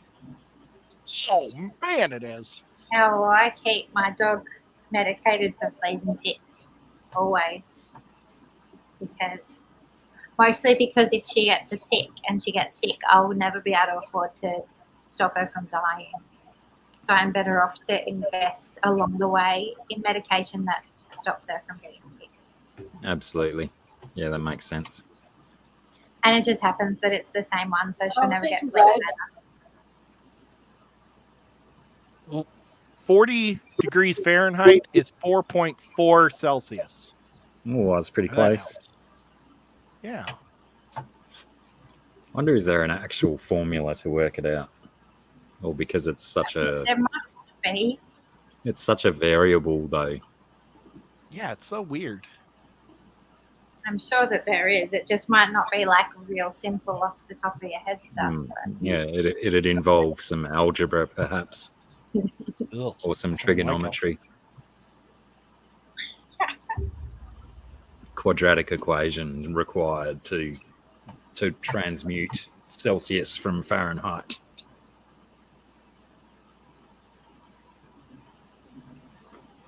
Oh, Vibes gave you $1.99 super Yeah. chat. I saw it. Thank you. That's awesome. Thanks, Vibes. Your stuff. What are you gonna do? What are you gonna do with that extra cent you hung on to, Vibes? I don't know. Now, Good is point. that because you did it on an Apple phone? Could be. I'm I Mark. don't know. G'day, Sterlo. Hey, Mark. Patty says there is a formula to go from Fahrenheit to Celsius. Oh wow, Patty's here. Dragon lair, Patty. Oh, okay, Pat. Or Podrick. I was thrown off. Sorry, I was thinking it was New York Patty. Is that Patty Shaddy? He'll just always No. be Dragon to me. I do pronounce my double T's and my double D's almost identically. Well, that's cool. That makes you special. Makes me lazy. Makes me Australian. Yeah, because mine come out What that cup way. is that? Hi, George. Sicklets and coffee. G'day, George. Ben Ochart. Oh. Should have known. Dang it. Yeah. He lives real close to me. Since I'm mad anyways, let's promote everybody. Oh, I got to get one of those. I told him at the next convention I see them, I'm going to buy one. It is awesome. What's TGE? The Garden What of is Eden. Garden of Eater. That's Shelby and Grant. Shrimps. What's the back of that hat like? Is it easy It's a flex. snaps? Nope. Uh-oh. I wonder if they've got one big enough for my head. This one's a small medium. I need the triple X head. I have a monster head. Unfortunately. No, you just have the right size. Everybody else has a small head. Oh, I can put this helmet on. Oh, I didn't know you had one of those. Cool. My pants just got a little bit tighter. I like it, Ed. Thanks. I have about 20 Star Wars helmets. I'm a nerd. Whoa. Here's one.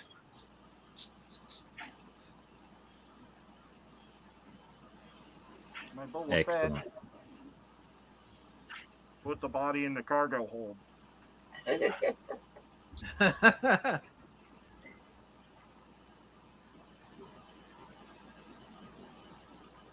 But yep.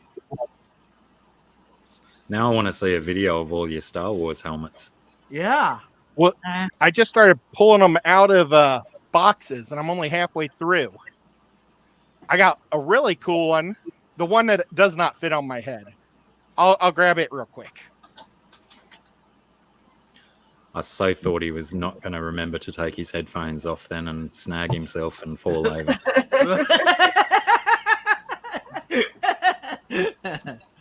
Right. Yeah, I've potentially been buying a little bit too much Star Wars Lego lately.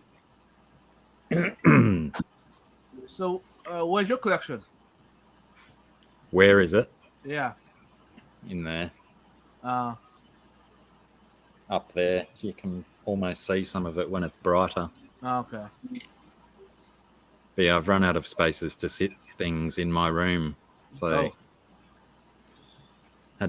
I had a rather large build last week, and I've had to put it inside the house because it doesn't fit anywhere in my room. Oh, nice. I Aha. like The last time I put this on, I gave myself a bloody nose taking it off. Because there's not a place for your nose. It's like just flat up in there. And so, yeah, that hurt. But otherwise, it'd be a great costume. Because a fat guy can look just as good as a skinny guy in their costume. Big robes. Oh, well.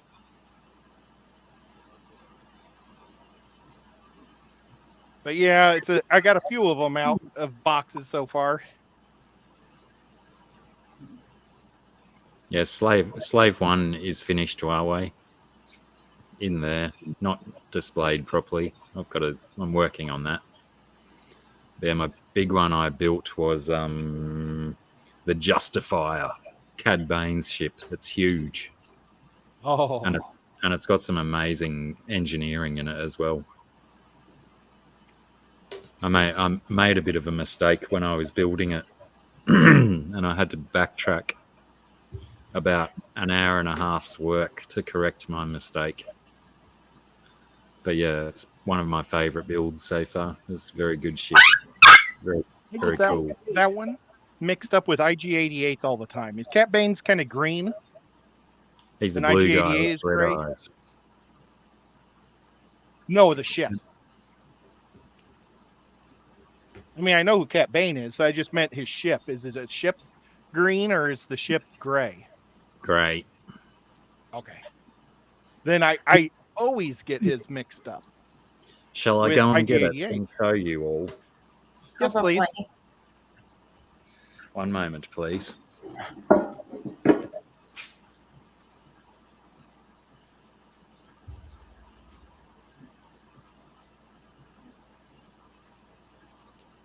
We made poor Pam show into a nerd show. That's all right. Oh, good to heavens. I didn't even move my foot, silly goose. I'm gonna grab something while he's gone. Bob says stay off Star or else. You know, she's a drama queen. All I did was barely shift my foot to one side, and she screams like I killed her. And I didn't even touch her. My foot wasn't even within 6 inches of her. She's a drama queen.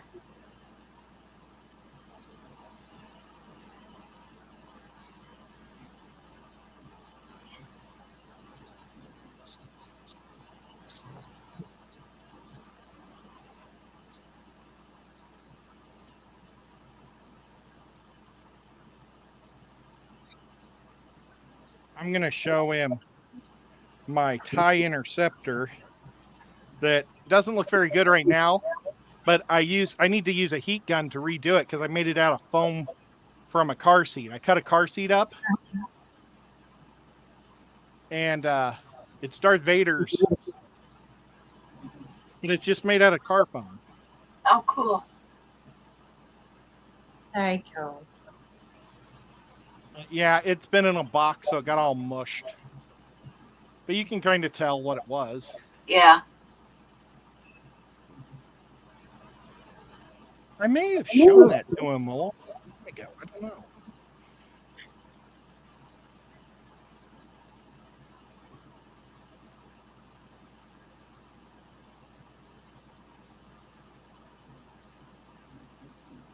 Let's see, ships.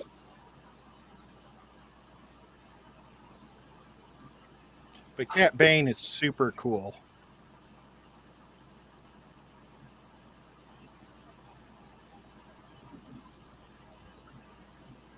I think this is Cat Bane's ship. Of course, it's spinning.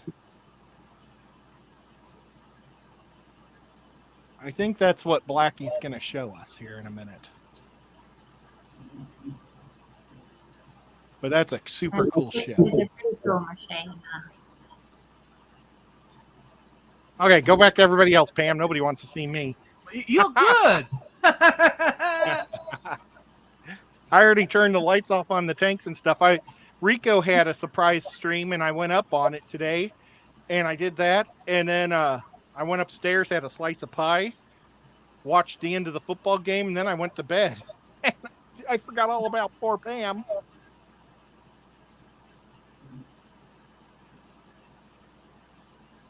Pam, I sent you a message for Ed, okay? Dragon Lair said, did Ed name Nico after Nico? Is that waffles? What? I named Nico because Nico's the name of cat in Japanese. So like Japanese people say, oh, look at the cute Nico. You know, like for a cat. So it's like, let's see if maybe they'll prove me wrong. But he responded to the name Nico, so I went with it. What is Nico? Oh, whoops. That's not right. Bob wants to What know, is Ed, cat if in we're going to Japanese? the Murfreesboro, Tennessee Exotic Pet Expo, January 28th and 29th. Is that the steampunk one? See, that's I Nico don't in think that doesn't Japanese. say anything about steampunk on it. I think, wasn't the steampunk one, isn't that in February? I thought so. Well, Bob, send me a text and I'll try to figure it out. But if it's during the playoffs, I may not go. If it goes over a Chiefs game, I'm not going to go. I hate to be a big jerk, but I really love watching this time of year for football. So what did somebody send a question to me on Pam's message? Yeah.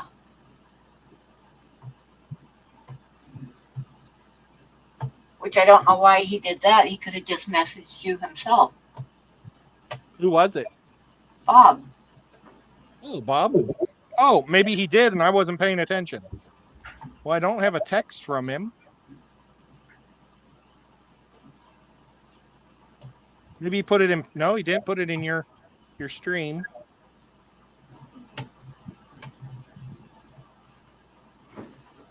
Oh, show him the picture. Okay, hang on. I got to pull it up again. Hold on.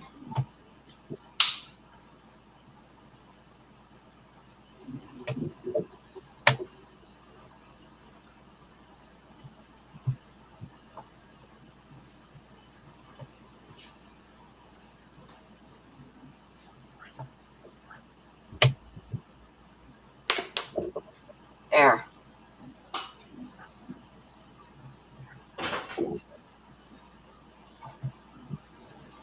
There it is, Ed. Let's see. Oh, it's in Murfreesboro. Oh.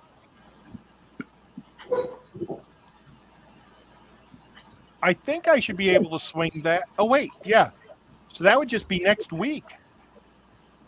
I think I can swing that, Bob, if we go on Saturday. But Sunday, I know I'm going to be hanging out with my family watching the Chiefs play football.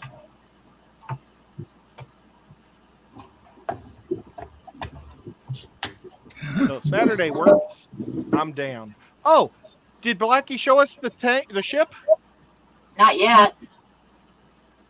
I'm such a hoser. I wasn't even looking up. No, I didn't. I thought that I still had it inside the house, so I went looking for it and then got assigned a couple of jobs while I was in there. Oh, bummer. Did you have it? Oh, But yeah, it was actually in my room behind me.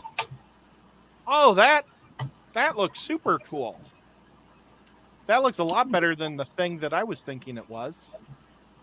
And wait for it, when you lift the back bit up, the landing gear gets stowed. Oh, that's awesome. Oh, and then you break it. Whoops. What have I done? I've busted it apart.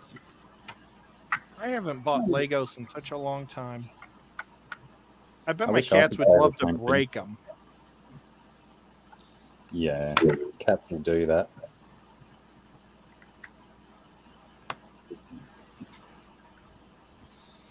But yeah, it wasn't a fun time. I mean, it probably was because I really do enjoy the building process. But when I stuffed it up and had to pull half of it apart to get back to where I was, that was a little bit annoying.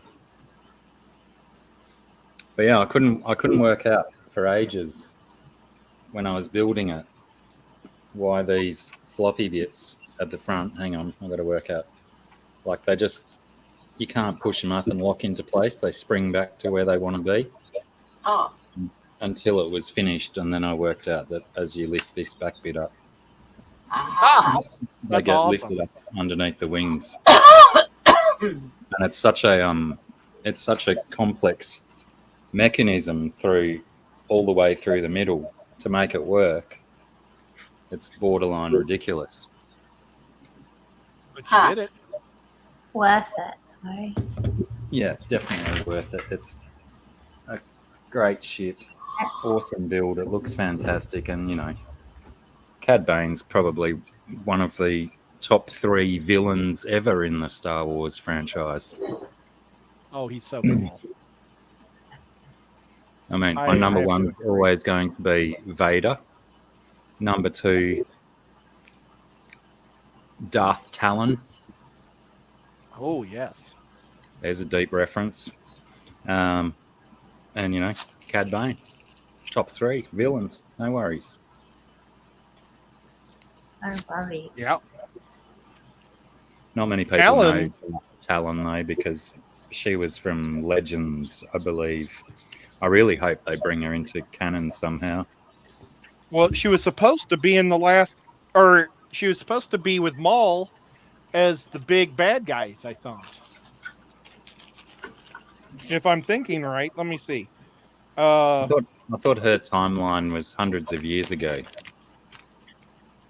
That's why she's in Legends and not necessarily part of canon. This gal? Yeah. Yeah, she was supposed to be in the part of the 3 new movies. She was supposed to be one of the big bad guys, and she was the one that was supposed to had pulled Ben Kenobi to the bad side. She was gonna. I just heard this from the comic books just last week because I started reading, or not. I didn't start reading. I started listening to other people read the comic books on YouTube. It's so much cheaper. But yeah, so she was supposed to be a bad guy in that, and Disney didn't want to do it. But I mean, Disney has changed all the canon and everything, so anything can happen, you know. Yeah, absolutely. So, but she would have been a pretty kick-ass, cool bad guy. And right now I'm working on her in my Star Wars: The Galaxies. Oh, nice. I'm trying to get her to level 5. Which means nothing to you guys, but it means a lot to me. I play this stupid Star Wars game every day for an hour. Well, probably a half hour. Is that the one of the new mobile ones, or is it an older mobile phone one? Oh boy, I bet you it's been out 5 years. I started the month after it came out. So like people call me a geek and stuff because I have so many guys. I don't buy anybody because it'll cost like $100 to buy them, and in 3 months they'll be out for free. You just have to grind and get them. And I would rather grind because if you're not grinding, you got nothing to do in the game. Yeah. What's the point of paying for stuff to speed up the game? You're depriving yourself of fun and enjoyment. That's how I look at it. Yep. Oh, did I show you this TIE fighter? The TIE fighter, the Vader one? What's that made of? A car seat. Oh, right. I made it on my breaks at work or when there was downtime. And it's heat set. So if I take a heat gun to it, I could reform it so it'd be back to normal. But like I just put a little piece of Velcro on the back for the back. But I used to make all sorts of things out of car seats. Why not if you've got access to them? Yeah. G'day, Crash Cat. Oh, there's Trash Cat. Hey. Awesome, Trash Cat. I'll have to go and get my latest build to show you as well. Since you brought up TIE fighters. I'm going to go run. Is Boot Cats here? I wonder if Boot Cats and Trash Cat get along.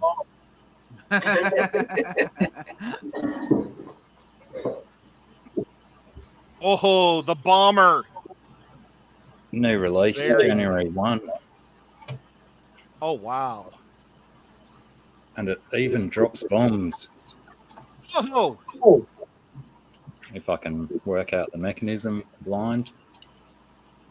that was awesome. That's pretty cool. I like this one. TIE fighters are my thing. When I started collecting Lego again, it was solely for the purpose of getting all of the Lego TIE fighters. And then, of course, they start putting out all of these extra ships that just look awesome and stuff. So I had to start buying other ones. And then I found a Lego TIE fighter the other day for $1,159 or something. Holy crap. Don't know if I'll be putting that one in my collection yet. Ouch. Well, maybe somebody that's mega rich or has connections to Legos will send you one. Let's hope so. No. Yeah, I think it's also, a fairly massive piece as well. It's not a tiny little one like these guys. Do you know anything about Warhammer 40K? Nah. Well, it's a tabletop game where you build models. Yeah, I know that much about it. My nephews were mad into it, and I've still got a couple of their big terrain tables out in the garage.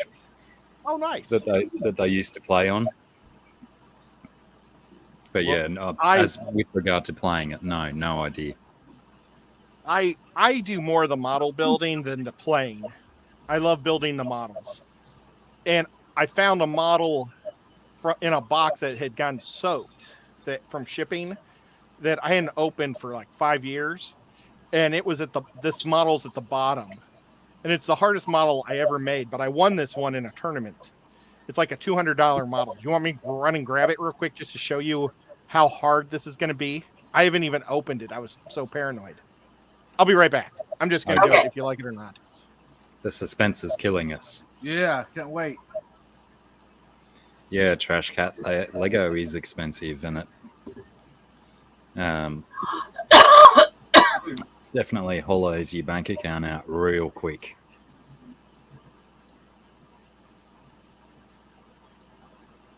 I bought this one.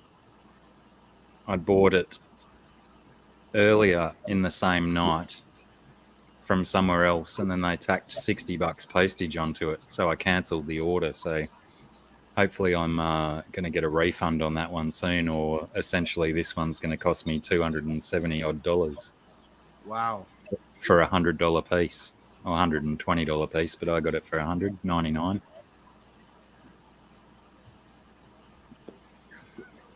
I better get that refund, or I'm cracking the dirts.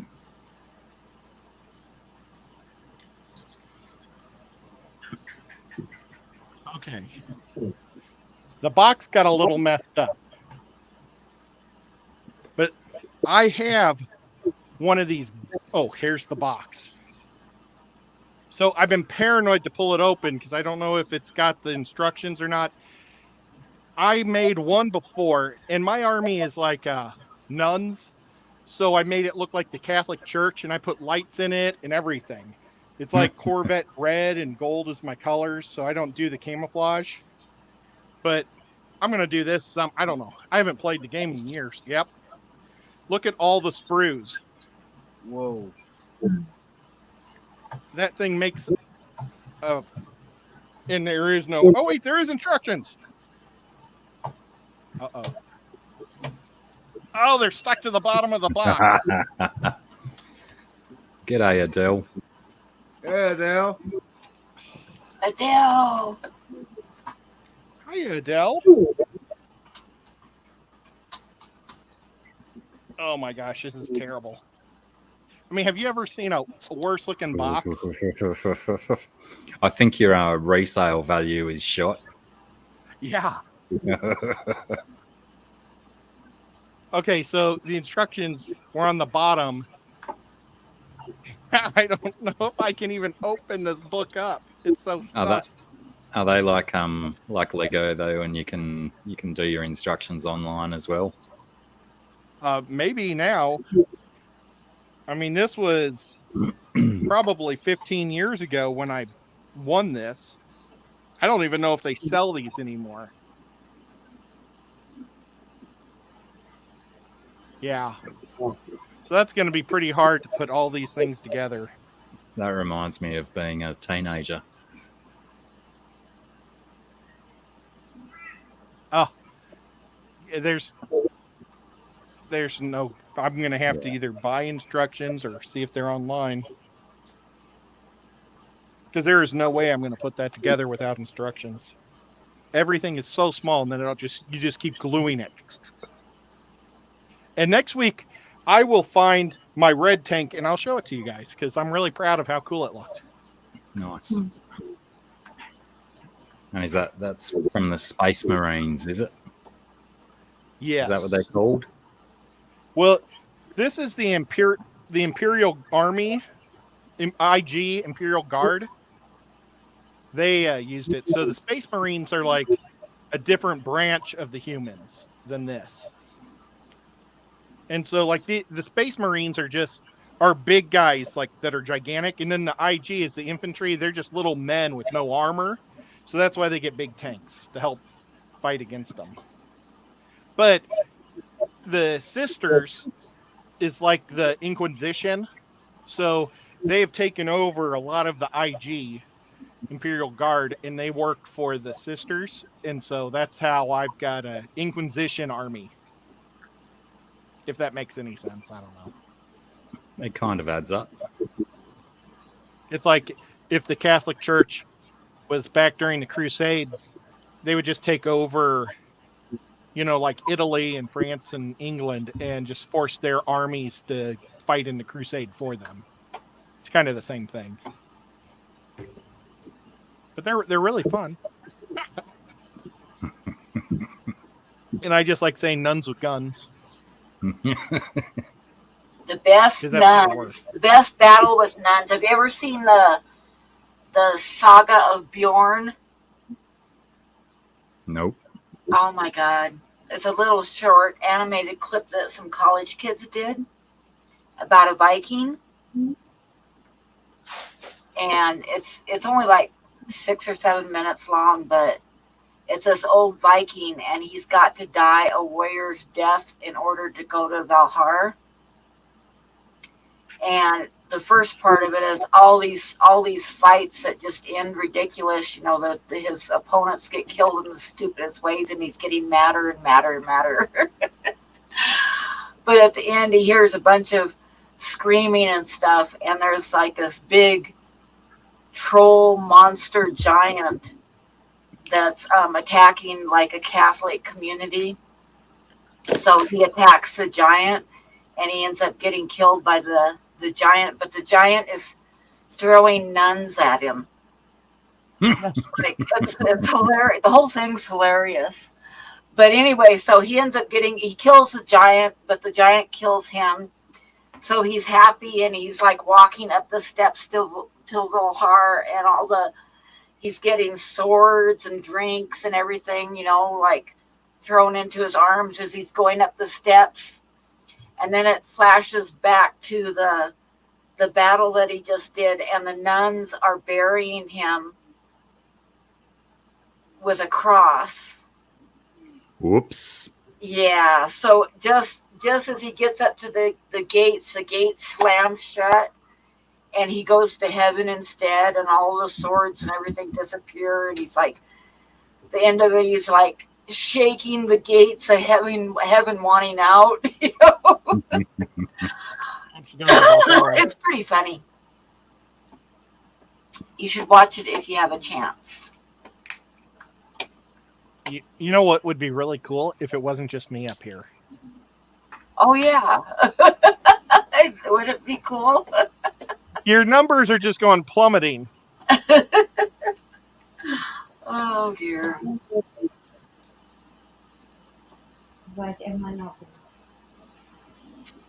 Yeah, I originally used to just build the armies for my brother because he loves playing, and then I built him every army he could have. So then I started buying them for myself, building armies. So that's how I ended up playing that game.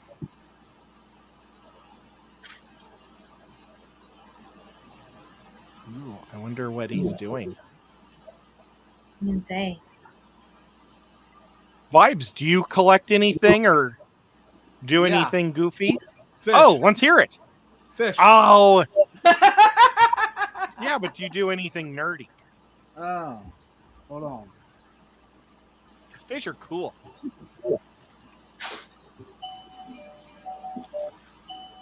Oh, comes through the speakers and all. I'll be back.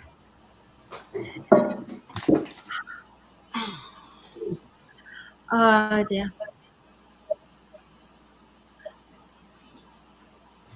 Oh, yeah. Yesterday, Go ahead. Good night, Dragon Lair. Hi, Dragon Lair. Let the Ew! bless you. No, Ed, did you ask me what I collect? T-shirts, merch. Hey, well, that's cool. There you go. Well, one of these days, you'll have to get one of her shirts because that's Yeah. like the coolest of cool. Handmade. That's crazy cool. Oh, cool. oh, yeah, I show you the one I just did, but I don't think it's gonna work as the gift. I'm trying to make the one for my son's friend, but I never know what they're gonna turn out like. So I'll show you. I just did this one. Oh, wow. Wow. Oh, I like that. That's cool. That's legit. It is. So, you know, I like it. I just don't know if it's going to be right for his friend because he wants me to make one for his friend, and I don't know. I was going to try and do lots of good colors, but the thick pens don't show up, so I was starting this one to try and do, and like it looks a little bit brighter, but it's just really still not a lot of color. That actually looks like more color than it looks like in real life. As you can see it on there. Whereas when I look at it, you can barely tell there's anything on there. Oh. So, I don't know. But I'm going to draw on a white one now and see if I haven't done colors on a white shirt. I've only done black on the white. So we'll see if they look bright. You want something bright. So how do I get hold of one? Well, at the moment, I'm just making them and I haven't sold any. So if there's one around Pam's that you like, then you can get it that way. So I'm not Do very you good post at selling. them on Instagram? I haven't yet, but I've been thinking about doing that. I also was thinking about doing making a separate account actually, just like T-shirts. Mm-hmm. So that they're nice and consistent, and just having all the T-shirts on there. And I do really want to set up a website, but at the moment, I can sell them like on stream, but otherwise I'm just building up a collection until I find a better way to sell them or a way. But yeah, I might put them on Instagram and do a website and stuff like that. Nice. That's cool. Vibes, are you married? No. If you get one of those shirts, I think she'll guarantee that you'll fall in love within a year wearing that shirt. Uh-oh. Hey, how soon can I get one? See, Sarah, I can sell things. Awesome. We should be a team then.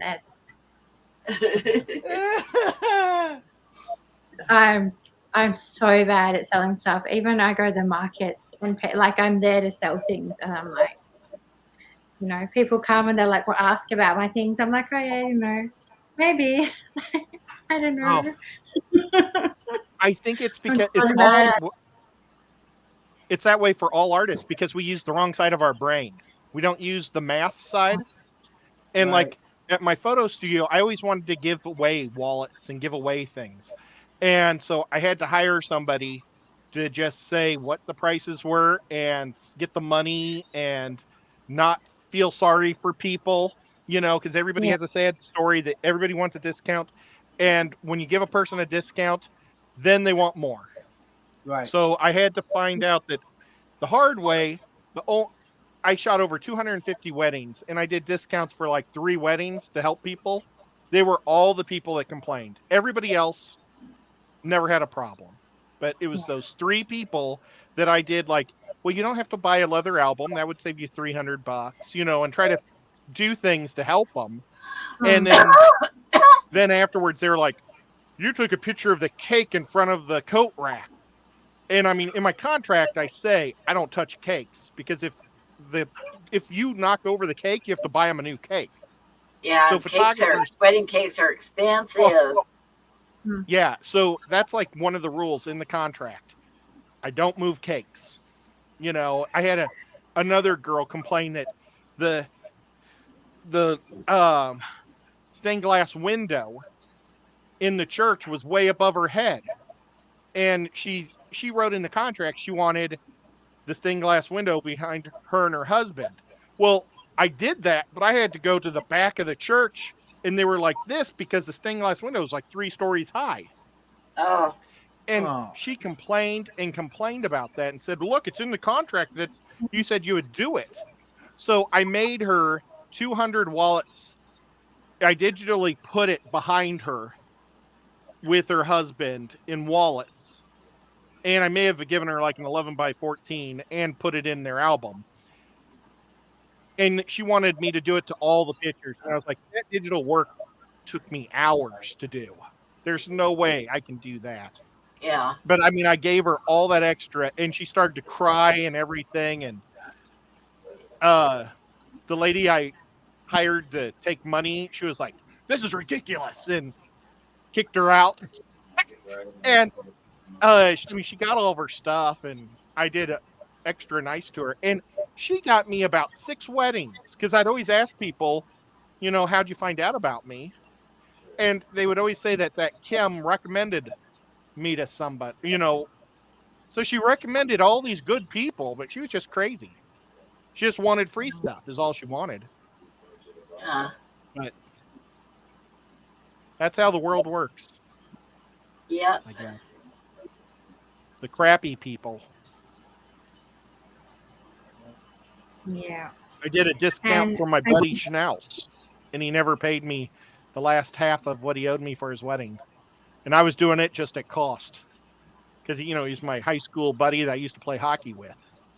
And I let him have the album and everything, and then he never came back and paid me the last chunk. And it's like, can't even give discounts to friends. So whenever friends were getting married, I'd say, please don't ask me to shoot the wedding. Just let me go to your wedding and enjoy it. So that way I wouldn't have to deal with that crap.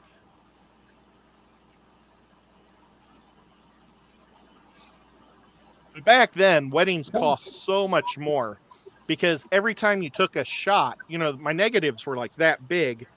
And then I'd have to buy 4x5 proof of every negative. It cost basically $1 every time you took a picture, Ooh.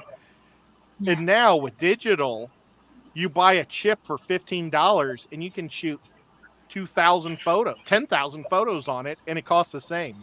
Yeah. So, I mean, my cheapest wedding at the end when I was shutting down, when I got bought out, was $1,200. Was my cheapest wedding I did.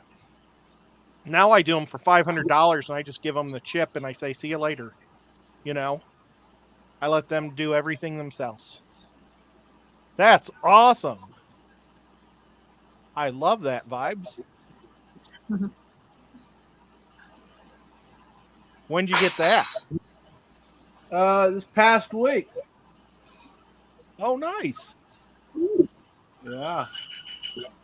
And I didn't realize it, but I got a gift card from her. Oh, nice. Oh my gosh. So I'm gonna have to get a picture of my drink sent to her. Yeah, that's awesome. That's super cool. I have a person I need to send a sticker to. She asked me to send her one back in December, and I still haven't done it. And I thought about that in Rico's show, as I keep forgetting to send that gal a sticker, and she lives in Tennessee somewhere. Was I absent and Sarah showed her artwork? That's not cool. She said, yes. Yeah. I'll show you if you like. I never had anybody ask me to shoot their extra weddings. But I did have families hire me to shoot several of their kids, when they liked me so much for their first wedding, and they would ask me to do their kids' weddings. That looks rad, honey. Yes, it does.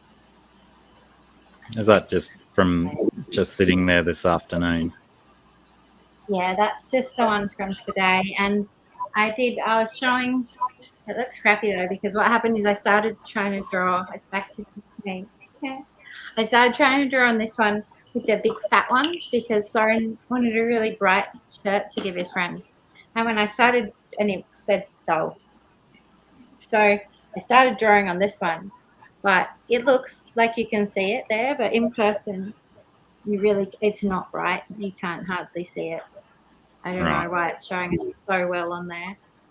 So I stopped drawing on it, but I might still finish it. It's just that it How big is this friend of Soren's? That shirt looks huge. These are all size large. Oh. He's turning 15. 14? 15. Yeah, he's turning 15. I'm pretty sure. Otherwise, he's turning 14. Soren's turning 14, really but I'm feeling that his friend is older. But he's a tall, slim lad. But yeah, we'll see. And now I'm starting on a white one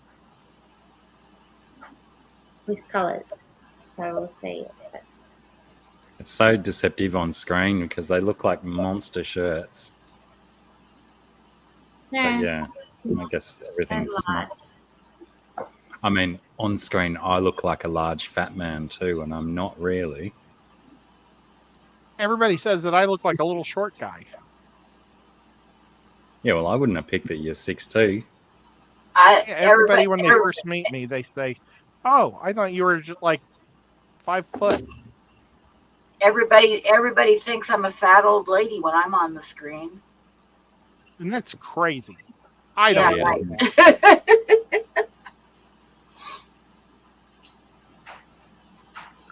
TV adds 10 pounds and 10 years, apparently. Yeah. Knocks a foot off.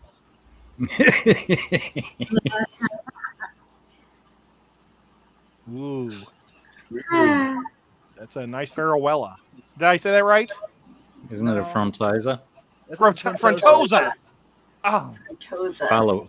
Farwella's a whiptail catfish. Yeah, that's a catfish. Darn it. I did that once before and I got the other way mixed up. Always putting the wrong F's out, Ed. Yeah, it's me. Effing messed up.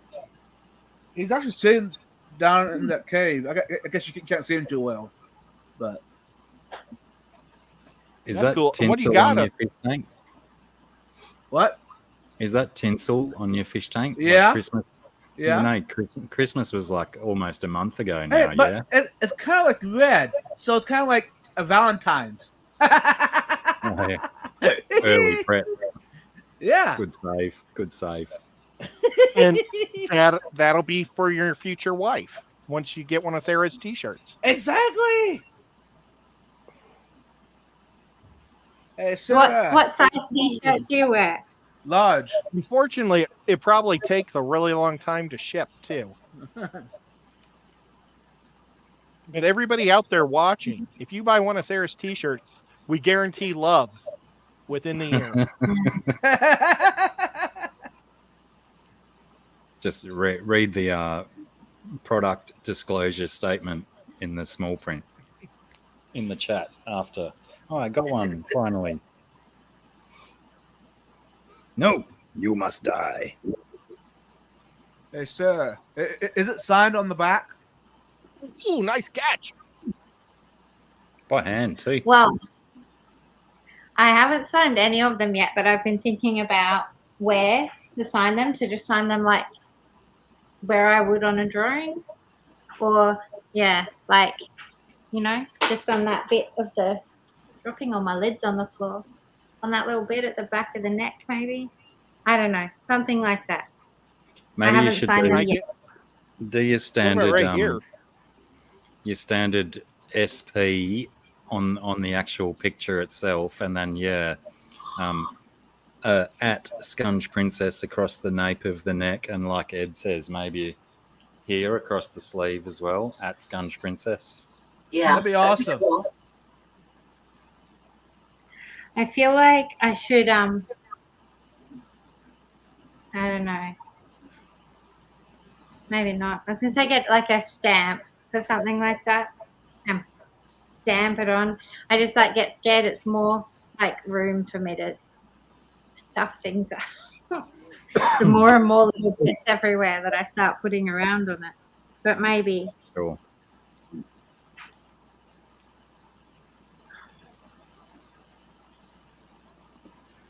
I mean, a Little stamp's bio- probably not a bad idea. You can make stamps. Yeah, I could cut it out of lino. Nifty. You're probably not supposed to dump sand on your computer. But I messed up this little biotope that I was making on Thursday night. It was supposed to have this mama shrimp right there on top and then a little baby shrimp on the wood. But I got the glue in the hinge. So now it won't shut. Uh-oh. So I'm going to buy a new one and break it out and redo it. You can't just carve your set glue off with a X-Acto knife or whatever you call them over there. Stanley knife. Well, we call them X-Acto knives. Mm. Do you guys We- call them we X-Acto call 'em- knives? No, we call them Stanley knives or box Oh. cutters. We keep it That's simple. cool. Well, luckily, I had a paint palette that caught most of that, but I still have a lot of it on there. Don't blow it, Oh. just turn it upside down. Gravity is your friend. Bob says, Sarah, I'm sure enjoying Pam's art you sent her. I was actually going to ask whether Pam had gotten her package yet. And Huawei says all Sarah's shirts are pre-stretched by Blackie. Nice. Extra stretching around the boob and gut area.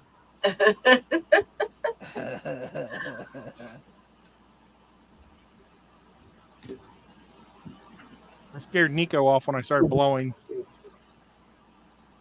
He like headed for the hills. Now you know the secret when he's trying to climb all over your computer. Yeah. Just blow. Well, he's upset because the stupid tank is on his bed. This Uh-oh. tank is sitting on his pillow. But I don't know where to put it to make it easy.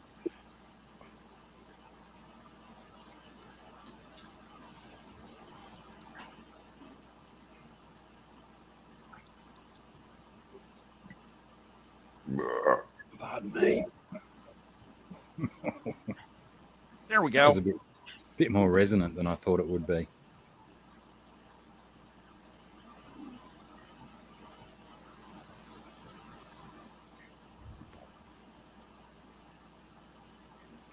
Ed, Yes, sir. is the Aquashella going to be in the same building? The one in Dallas, I would imagine it is. Yeah. If I hear different, I will let you know. Okay. That's the easiest one because Fritz Aquatics owns the majority, at least 50%. I don't know what the total turned out to be, but Fritz's home base is Dallas. So that is going to become our new home base, the Dallas Aquashella. So that'll probably be there every year. And then I'm thinking we might, I'm not for sure, but I think they're going to try to rotate them throughout the country to make it easier for different people to see them. Right. So we were trying to get a third spot, but we couldn't get it when we wanted it. Right. Because apparently everybody wants conventions in the winter in Las Vegas, but nobody wants them in the summertime. Yeah. So, including us, we did Yeah. that Dallas Aquashella, and it was like 110 degrees, and Yeah. it was horrific. So we're not going to do summer conventions in the South or in the desert. Right. You know, it's if we do a summer one, it'll be up north, I'm sure. And I say that anything can happen. I'm just a schmuck. You know, I just talk and hold a camera and give out free stuff. I don't really make any real business decisions at all. But yep. And I'm just Nice. happy that they let me ride along and take me. But, gosh, I keep wanting to sneeze.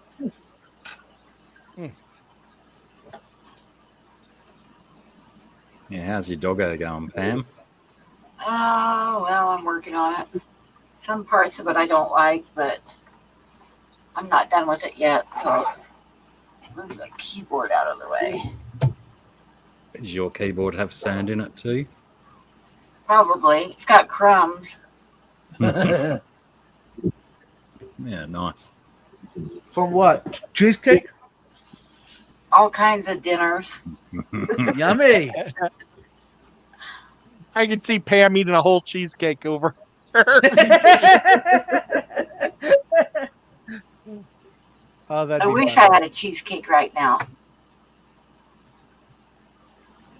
I had apple pie today. We were celebrating my niece's 14th birthday, so we had pecan pie and apple pie for her. Oh, nice. Welcome Yep. back, Lefty. Lefty. Super cool, Lefty. I had a pretty cool stream 2 days ago with Lefty on his channel. He had Jen Williams, and I don't know if you guys know who that is, but she's like the big winner for aquascaping in America. Oh, nice. And yeah, it was really cool, except Carrie, the science gal, she was also on, and I couldn't hear a word Carrie said. Oh, And it was obviously some type of bug with StreamYard because everybody could hear her at home and everybody else on the panel could hear her. I just couldn't. Huh. So I just had to stare at her mouth, and when she wasn't talking, I figured I would say something. Good tactics. And Carrie's my boss at Aquashella, so I really don't want to make her mad. Ooh. Everyone frantically sending the link to her now of this stream with a time code of Ed saying that stuff. Carrie's so nice. She's like the nicest person in the world.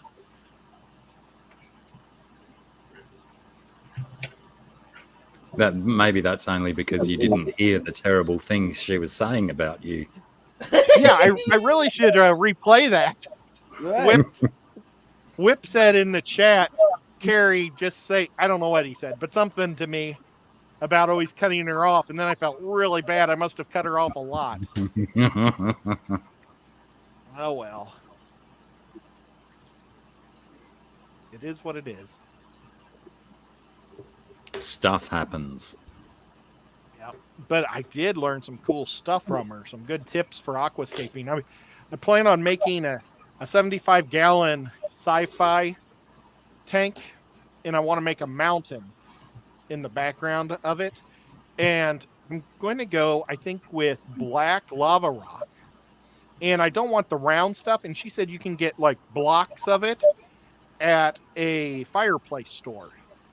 oh, You know, where they sell like fireplaces and burners out in your backyard and stuff for picnics. And she says it's just as cheap as the crappy round stuff that you buy, but it's squares and stuff. So I'm going to go there, I think, on Tuesday, because there's one in Saudi Daisy that's a town near me. I'm going to buy 2 bags of it. Hey, Yeah, why not? Sandy! Hey, Sandy. Sandy. I wonder how her plecos are doing.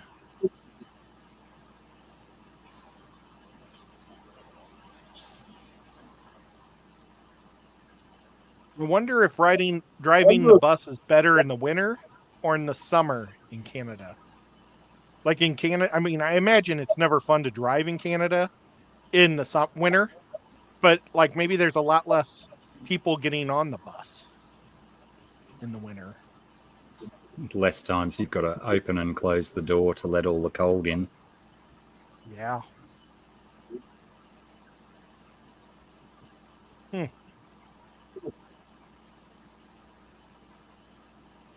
Oh, she said her plecos are doing well. Let's see if she responds to what's the best time to drive a bus in Canada. Hopefully she doesn't have any hills where she lives. Summer is way better to drive. Okay. Did anyone see that video that was getting around of a dog? I don't know if it was a dog walker or a dog sitter who drives around and collects all the dogs in a bus, and all the dogs get strapped into seats on the bus and stuff. No. I think I saw that from like 95 different sources across Instagram, Twitter, and TikTok. Oh my gosh. Well, I've been off social media all day today because of all the football games. That's why I totally forgot about Pam, because I never even went on Facebook to check anything. Well, and everybody, like, if the Chiefs would have lost, they really make me mad because they all have to make fun of me. Or say, oh, too bad, what they do when your team loses. So I just try to ignore social media on game day. Sensible. I got 18 notifications on Instagram. When's the Super Bowl happen? Is that coming up? Is that why everyone's talking about football? Yeah, that'll be in 2 weeks. Right. Next week is the championship game. No, it's in 3 weeks. No, it's in 2 weeks. The Chiefs play for the conference championship between Buffalo and Cincinnati tomorrow. And then whoever wins that goes to the Super Bowl representing the AFC. That's the American Conference. And then the National League Conference, that's going to be Philadelphia and either the Cowboys or the 49ers. So that's a pretty good game tomorrow, too. They're all good games at this point of the year. Hey, Soren. Do you want to put the drumsticks on? Do you want to put drumsticks on? Tell him to look at this, too. And look at this. Okay. He's going to look from off screen because he's my son. Yeah, it looks awesome. It has a good smile. He's probably just jealous.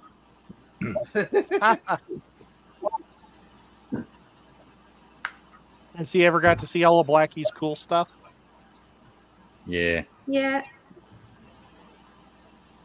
Well, all my cool Lego anyway.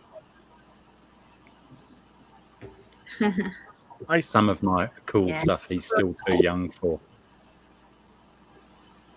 He was not too long ago looking at all of the models and stuff.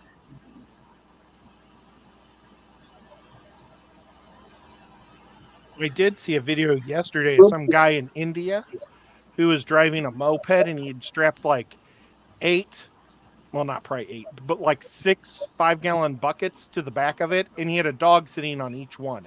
Not in the bucket, but the lid was on the bucket, and they were sitting on the lid on these 5-gallon buckets. And he's just driving around in the madness with all these dogs. Huh. And the dogs were happy.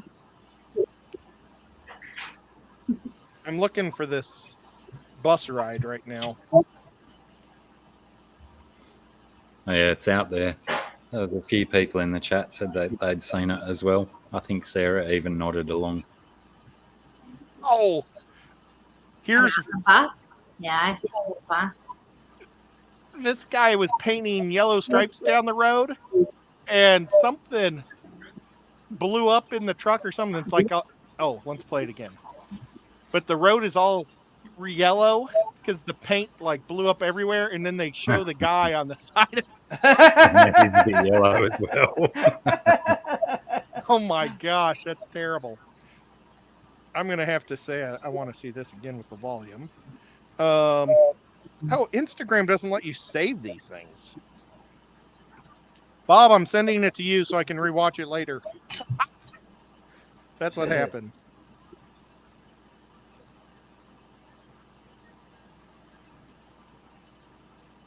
Somebody keeps putting videos of their paralyzed cat walking around with his front legs. And it makes me sad, but I have to give it a like because the cat's paralyzed. But it's like, he's kind of getting easy likes because if you don't like it, you're kind of a jerk, right? What about, have you seen that cat with no front legs? He seems to be quite popular on Instagram. Oh, I saw a fox that was caught over in England, and he was born with no front legs. And he walked around just with his back legs. He looked like a kangaroo. Yeah, well, How he this walked? cat gets around looking like a T-Rex. Numpty things. I would have named him Mittens. Very appropriate. Oh, man. Look at that awesome skate. That's in a bowl. Whoa. That's in it looks like a 20-gallon fish bowl. Nice. That thing's crazy awesome. I'll play it again. See. Oh, I guess maybe it's an oval. But holy cow, that's cool.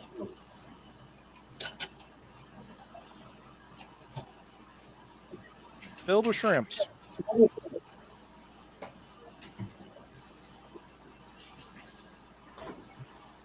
Oh no, it is a bowl. It's just the substrate made it look like it wasn't. Blackie's got one of those cool shirts. Wow. No fair. I had new bristlenose babies yesterday too. That was a bit of a surprise. Not that anyone wants bristlenose anymore. They just want fancy plecos. I love bristle nose. Me too. I own one pleco and it's a bristlenose. He's my Cthulhu. My Cthulhu fish. I'm breeding albino males with the brown female, so I'm getting batches of babies that are about half and half albinos and brown ones. I love the brown's my favorite. Me too. And me too. Up top. Not a lot of people think that. Yeah, I like the classic. And with just normal fins and everything. Just give me the generic cool dude. It also looks and smells like Cthulhu.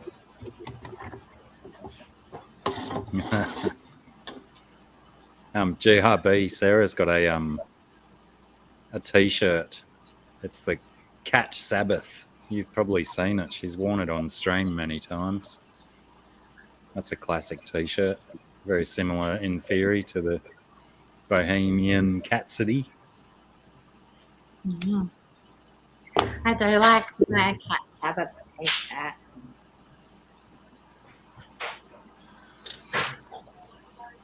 Oh, well, guys, I think it's about time to call it a night.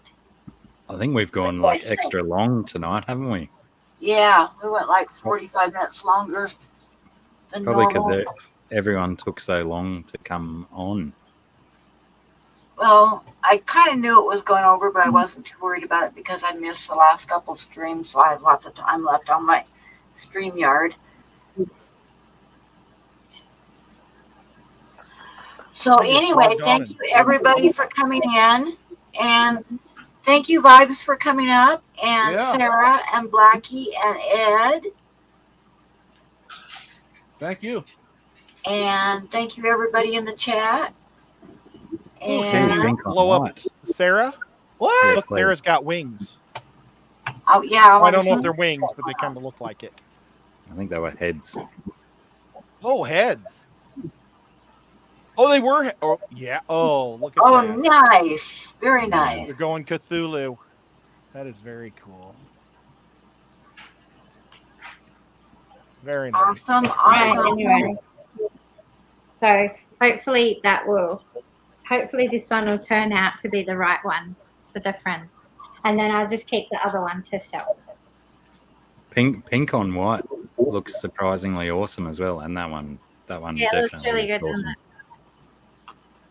Nice. It does. Is Right. it? Is that I by any touch chance? it before. Is the is that the same color on the black shirt that you held up last as the white shirt? Yeah, right. It's wicked how different the color looks. Cool. Okay, well, everybody have a good night, and thank you, and I'll see you guys later. Thanks, Pam. Thanks, Pam. Bye.